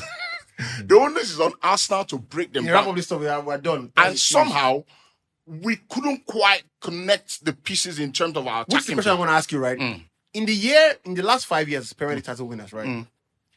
that all the teams that have become champions, right, have become champions. Do you remember a season where, when Liverpool were champions, they were not absolutely 2-3 gears ahead of everybody? Do you remember? It's not true. No. Liverpool won the league last season. Liverpool won the league last season. No, relax. Aside last season, when Man City won the 4 titles, is there a year? Man City are an exception. Don't bring Man City in any conversation. The last time we won the Premier League. We Conte. Once we begin win, we Conte. After that, you can tell that this is the team. No. But they are on that level. We're winning games 1-0. They are not on that level. I'm sorry. You were not breezing past teams. Let me respond. Let me respond. You're not breezing past teams. Let me respond. Be honest. You're not breezing past teams. They are on that level. They lost. Bro, they lost. Let me respond to you. Let me respond to you. You didn't talk about that. I asked you a question 2 weeks ago. I said, do you have an idea at all what it means to be called the best team in the league? Who called this team the best team in the league? Let me finish. No, they are not the best team in the league. They will be the best team in the league when they win the league. Let me finish. At the end of the season. Let me finish. You are one out of hundreds of millions of Arsenal fans. And you are just one man. And I promise you, there is nowhere today. Go outside this building and say, who is the best right back in the Premier League? Arsenal fans will tell you it is Timber. That one is not unique to us. No. Every club goes down. No. Even Chelsea. Even Chelsea will tell you that their level is better than anybody else. No. Why they play those teams now? They will come and say, I said that they will say they are not in the title race. Solace, They will say they are not. Every team does that one. Every team does that one. Let me finish. Every fan base, listen now. I'm going somewhere. Every fan base does my player is better than that player. Of course he will. But listen to what I'm saying. Bruno, Timber, centre back is the best in the league. You would agree? Structure, he would not. Declan Rice the best midfielder in the league. Discipline for structure, he would not. Do you understand what I'm saying? Go outside and say the best midfielder in the league. Arsenal fans would argue you to death that anybody is better than Declan Rice. Who are these people? Who are these people that you are talking to? Again, this is not unique to Arsenal fans. In my team, we have a very good Moses Caicedo, but I'm not going to tell you he's the best in the league. Go outside and ask Chelsea fans. This one is not the same. We have a platform. Rihanna, let's use this sample size. We have a platform. All of us know what's going to happen for that platform. I don't go there. Do we not? Do we not? Let's use fans are fans everywhere. The same thing. No, it's not true. Let's use the sample size that we all know. Inside that group, which fan base? Maybe we have multiple fan bases in the group. Which fan base stop saying that them get the best Arsenal right back? Now them get the best centre back player. Now them get the best midfielder. Which fan base? We have all of our fan bases there. Of more than 100 and something people. Tottenham fans think that Romero is better than Saliba. You lie. Romero. Let me now finish. They think that Romero is better than Saliba. Where I'm rounding up to is this. In your bond. Yes, sir. That's why I asked you a question. No, sir. You cannot consistently. You say you consider, when you consider Ateta said let's go, you go. As opposed to what are you gonna do? No. You say there's mentality in the team. You think that if Wolves considered 2-1, did they not try and come and get another equalizer? The point is they found it. You say there's mentality there. But that is mentality. That's too bottom line for a team on Arsenal's level. You are not talking about the fact that you play Wolves who are considered 25 in the season and you're 2 goals their own goal. The point is that's what you people don't understand. At the end of the season, nobody's going to talk about own goals. I'm not saying you're going to talk about Nobody's going to talk about own goals. I'm saying that you are and the own goals have minimum of this mentality in the team where there's a bigger problem. No, the own goals happen. The own goals happen. I didn't actually believe I rest my case. No, I didn't actually believe it at the start of the season because I don't believe these things. I didn't actually believe it, but I actually now genuinely feel like there is people do not just. It's a subtle jealousy that Arsenal are top of the league. I'm telling you. Let me say. You see what I said 2 weeks ago? No, man, you're actually right. You see what I said 2 weeks ago? Let me say you. Guess what? Because nothing is wrong with this Arsenal team. There is nothing wrong with this Arsenal team. Allow me to speak. At the start of the season, you guys go. Arsenal were not scoring goals from open set from open place. Did you see how they magnified it? Sky were even trolling with it. Set piece FC. All of a sudden, Arsenal are now scoring goals. Nobody's talking about the fluid play again, the chances they are creating. You're right, senior man. It's an agenda. It's subtle jealousy. There's nothing wrong with Arsenal. It's subtle jealousy. But what I will say is the same thing I've been saying for years. Arsenal will not win the league. And the reason they will not win the league is Mikel Arteta. There's nothing wrong with this team. There's nothing wrong with the mentality of the players. The players are good enough to win it. They will not win this league because of Mikel Arteta. Why? He does not know how to manage a 38-game season. He does not know how to manage a squad. That is the problem. That squad thing. He does not know how to manage a squad. Mikel Arteta will have his starting 11. This is his starting 11. He will play them into the ground. He will not he will do when that. they get injured, that's when he will bring the backups. The will backups will then like play until they to get injured. Yeah. And then you start bringing. Okay, now we're talking about 15 goals. We're talking about 15 goals in a season, right? During that Chelsea season, when they conceded 15 goals, how many times did they not have Terry and Carvalho on? Yeah, I agree. Every team will suffer. So the problem is Mikel Arteta. He cannot manage a 38-game season and he cannot manage his squad. That's why Arsenal will not win. Absolutely. In terms of the team itself, in terms of the team itself, the mentality of the players is fine. The problem is Mikel Arteta. I totally agree because there's some. You agree? No, I agree. There's some games that I've thought this season that Timber shouldn't be playing this game, and Ben White. There are not many teams in the Premier League, maybe Man City, there are not many teams in the Premier League that Ben White doesn't start from. May I start Ben White over Timber? Ben White has been injured, has been battling with injury. And then he came back. You played him 4 times. You played him 4 times in 10 days. How would he get injured again? Injured since. I think that. That is why Arsenal will not. I think that Arteta is not managing the squad so much. He does not know. There's too much load on a lot of the players. Mahrez cannot get sent. Saliba cannot be starting every game. Gabriel, there's some games that you that is why I am happy that Arsenal got Andrea Beta, who is a sporting director who said, I don't want any excuses. I will give you all the players. So that when you mess up, it is now up to you to use it. If you mess up, we go know who we go hold. I see. That's what I said at the start of the season. Saliba has backup. Gabriel has backup. That's why I said that Arsenal. Simba has backup. There's backup everywhere. Arsenal are setting Arteta up this season so that at the end of the season, if they let you go, you will not say that they did not back you. And I'm hearing that realignment. I'm hearing that they looks like there might be some reinforcement in January too. So he might be asking to this team again. Baba, 2 more defenders. Because make season finish, make Arteta no win something. They go call on like this, say, bros, thank you for your services. We see that realignment where you talk. You don't say when season starts. When season starts, when are they sharp for it? Say Arsenal are the best team. Nobody follow me argue.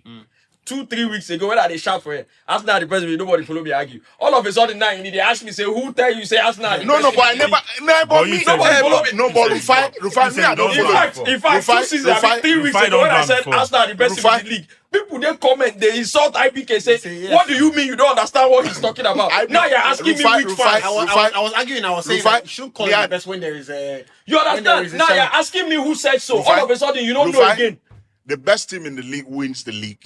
So now you don't come back to waiting you be the talk. So you don't come back to waiting you be the talk. But last 2 seasons, you say you're the best. You don't come back to waiting you be the talk. I said so. No, why would they lie? Please, I'll see you guys after this. Person don't start to they lie. You said you are the best. You are lying. You say you're the best team, and you're unfortunate to. I don't see for this table. Say Arsenal the best team. Last season, did you not say that Liverpool were not a better team than you? Clip. Last season, last season, did you not say Liverpool were not a better team than you? That you were just unlucky with injuries and then with PGM well. Did you not say that? I said Liverpool were not a better team than us. What did all remain? But they won the injuries. league. I said injuries derailed our team. But they won the league. Liverpool are being exposed. Liverpool. No, that's where I thought. That's not where I thought they been exposed or not. Leave Liverpool exposure. I said they were not better than me. I did not say I was the best. I said they were better than me. Who won the league last season? Who won the league last season? Liverpool. Ikorodu City. Who was the best team in the league last season? Eh? Who was the best team in the league last season? Liverpool were the best team. They won the league. You know that we get episode where no one followers argue this thing. I argue that they were exposed. Let's Have they been exposed or not? Let's The front team have been I see that. I see that. Back-to-back. You know, Maresca don't look just say. Even I say I don't put for tight corner for a long time. Waiting they happen with Maresca don't look say who even the market would have higher than. Bro, Make potential. that's another example I wanted to use. Yeah, For, potential that's for another understand. example I wanted to use for Ineobun. You can't call every time there's a disagreement or something that feels like an attack on your club. You can't call it jealousy or anything. No, but this every one. Time, relax now. No, every Rufai, time this the one. media, every time the media starts something, they do it with every club. When United had They Jose, don't do it with every when club. United had Jose, United went to Juventus, they went to Turin and won. They still had negative headlines everywhere. When Chelsea signed this player, that player, we should say, they are jealous because we have a lot of money and they don't have. No. Like every Rufai, single club Rufai, has something in the media Rufai, the media is trying to turn up something. How can a team have a strength in set piece and somehow everyone is using that against? We never agreed with them. No. We never agreed with them. No. How can they can't score from open Now play. rival fan base. Really? We never agreed with them here. But let's even leave that, right? I want to ask, like, this thing at Chelsea, right? What is the? Because I haven't seen the interview. It's strange because I always watch all the pressers. I haven't seen the interview. What is the thing with Maresca? What's he on about? Like, my brother, people, you see, is the thing. It's just they're not raising dust for where dust no day. I promise you, it's a media thing. We're going to sell here. The guy did an interview, won a game. He said, "Look, this is the worst 48 hours since I've been at this club." They said, who could he be talking to? He's talking to the owner or he's talking to the sporting directors. It means that, bro, I've seen different he was things. saying that they don't like. But I who think do you think he was talking to? I think Who it do was I the think- fans. Who do you think I it think was? it it's was not the the fans. fans. No, he No, went. no. Last game he went to the Because I'm fans. telling you, No, it wasn't the fans. it could have been the fans. I think it was See the what fans. Solace said when we started. He said they it have was to the decide fans. if they like the guy or not. The moment every time Maresca loses a game or I think draw, it was the go and fans. look I think- online. I think that's the it's problem. a complete meltdown of this guy. People start bringing up why did they even do this player? Why did they let this coach go? Why it could have been the fans he was talking to. I think that's the problem. There's a problem. I think is a foundational problem. Yeah. From the moment Maresca was hired, right? They didn't believe There's it. some fans that believe that Who is this one? Championship. this coach guy is not good to enough come to be Chelsea. our coach. Yeah, of course. Right. And I think what people don't want to understand is that the club are sort of like what the bully, the Rain group, I think what they've done is they've slowly shifted from that image of we bought everybody, right, to they've added some success to their first couple of years, which is that World Cup Championship. And I think they've seen that there is not a lot of wisdom in constantly stockpiling like that. Yeah. So I feel that going forward, the club might start to make more Chelsea-like type decisions as opposed to stockpiling a lot of young players. Now, the problem is the fans don't want to move on from, because this guy came in at that time with these people and that entire, it's almost like whatever he does would not be forgiven because until we sack him and bring somebody else in, we will not have the Chelsea, type, We have manager. to So, sack him and go and and bring somebody. I'm saying it now. Maresca is one of the best managers in the Premier League, right? Especially because of his. Again, he has to prove in the small I think games. on that, but with the big games, Yes, he turns up in big games. the big games, Yeah. right? The big games he plays. In fact, that was like I was watching it. I was in Abuja watching the game. Chelsea played better with them. Amen. You Yeah. see, what I will give him credit for is that truly, some of his best players now cannot play 2 games in a week. Which So is very he hard. would go into the game, he would play a very important game in the weekend, for example, play all the best players that are fit, and then he will go into the game in midweek and absolutely have to rest about 4 or 5 of them. Must. Rhys James has come out of that. He's not been injured in a year or so now. So they started playing him 2 games in a week, 2 games and a half in a week. What's his name? Fofana, absolutely not. If he plays 1 game, he's not playing again till the following weekend. Lavia is not even back. They were managing Lavia, he still got injured. No, that's said it. What's his name? Goodbye. This striker now, Della. Delap came back. Now he's out again for like a month. Kopama has not really played at all this week. He's playing 1 week and he will play the next week. So that's one thing. You can't fault him. He will like against Atalanta. He had to bring some people out and they didn't start. So that's the thing that he genuinely has to deal with. I genuinely also think that what happens with him is with Chelsea is that when they play the big games, I think they're better off when you say that they're underdogs, or you don't give them the favorite tag. That has always been Chelsea. That's their that's their identity. You know, because when I see a small game and I'm like, the onus is on you to play and show that you are better than this people. They struggle. Like I'm wondering, like, why people struggle? So what happens with that? For example, you see off the back of playing a very good game against Arsenal. They then went to Leeds and lost. Bro, 3-1, bro. If you remember, the Leeds game, Mariska said it continuously. Say, the full responsibility is on me. The starting 11, everything. Why? Went to the game, went to Leeds away. You knew this thing was going to be high. But he played Tosin. He played Steval. Because he has to rest with these boys. With the Leeds game, it wasn't a quality thing. He was. No. He was. No, with the Leeds game, what I saw from the Leeds game, my observation is that Chelsea did not earn the right to play against Leeds. If you go to Leeds, it's going to be a tough place to play. Yeah. You're gonna be up against a very high intense. You're going to say they won't kill you. So why would you think he will go into the game that has started Steval over Neto? This is how Leeds play, right? So, irrespective of who you play, whether it's Kopama or Neto or whoever it is, the first thing you do at Leeds is to match them. Show them that this energy. That's what I'm saying. This energy you are doing, we have it too. That's what I'm saying now. When it's clear to everybody, we don't show our quality. That's what I'm saying. But they didn't show that. Why do you then think he would go into a game like that and go and start Esteva over Neto and start Tosin over Fofana? It's because they can't play. They had to sit on the bench. Anyway, somebody tweeted and said Newcastle. They think they can do Togri. They go Sunderland. They show them their mind. They show them Togri. Did you see the tackles that were flying? They put visitors there, bro.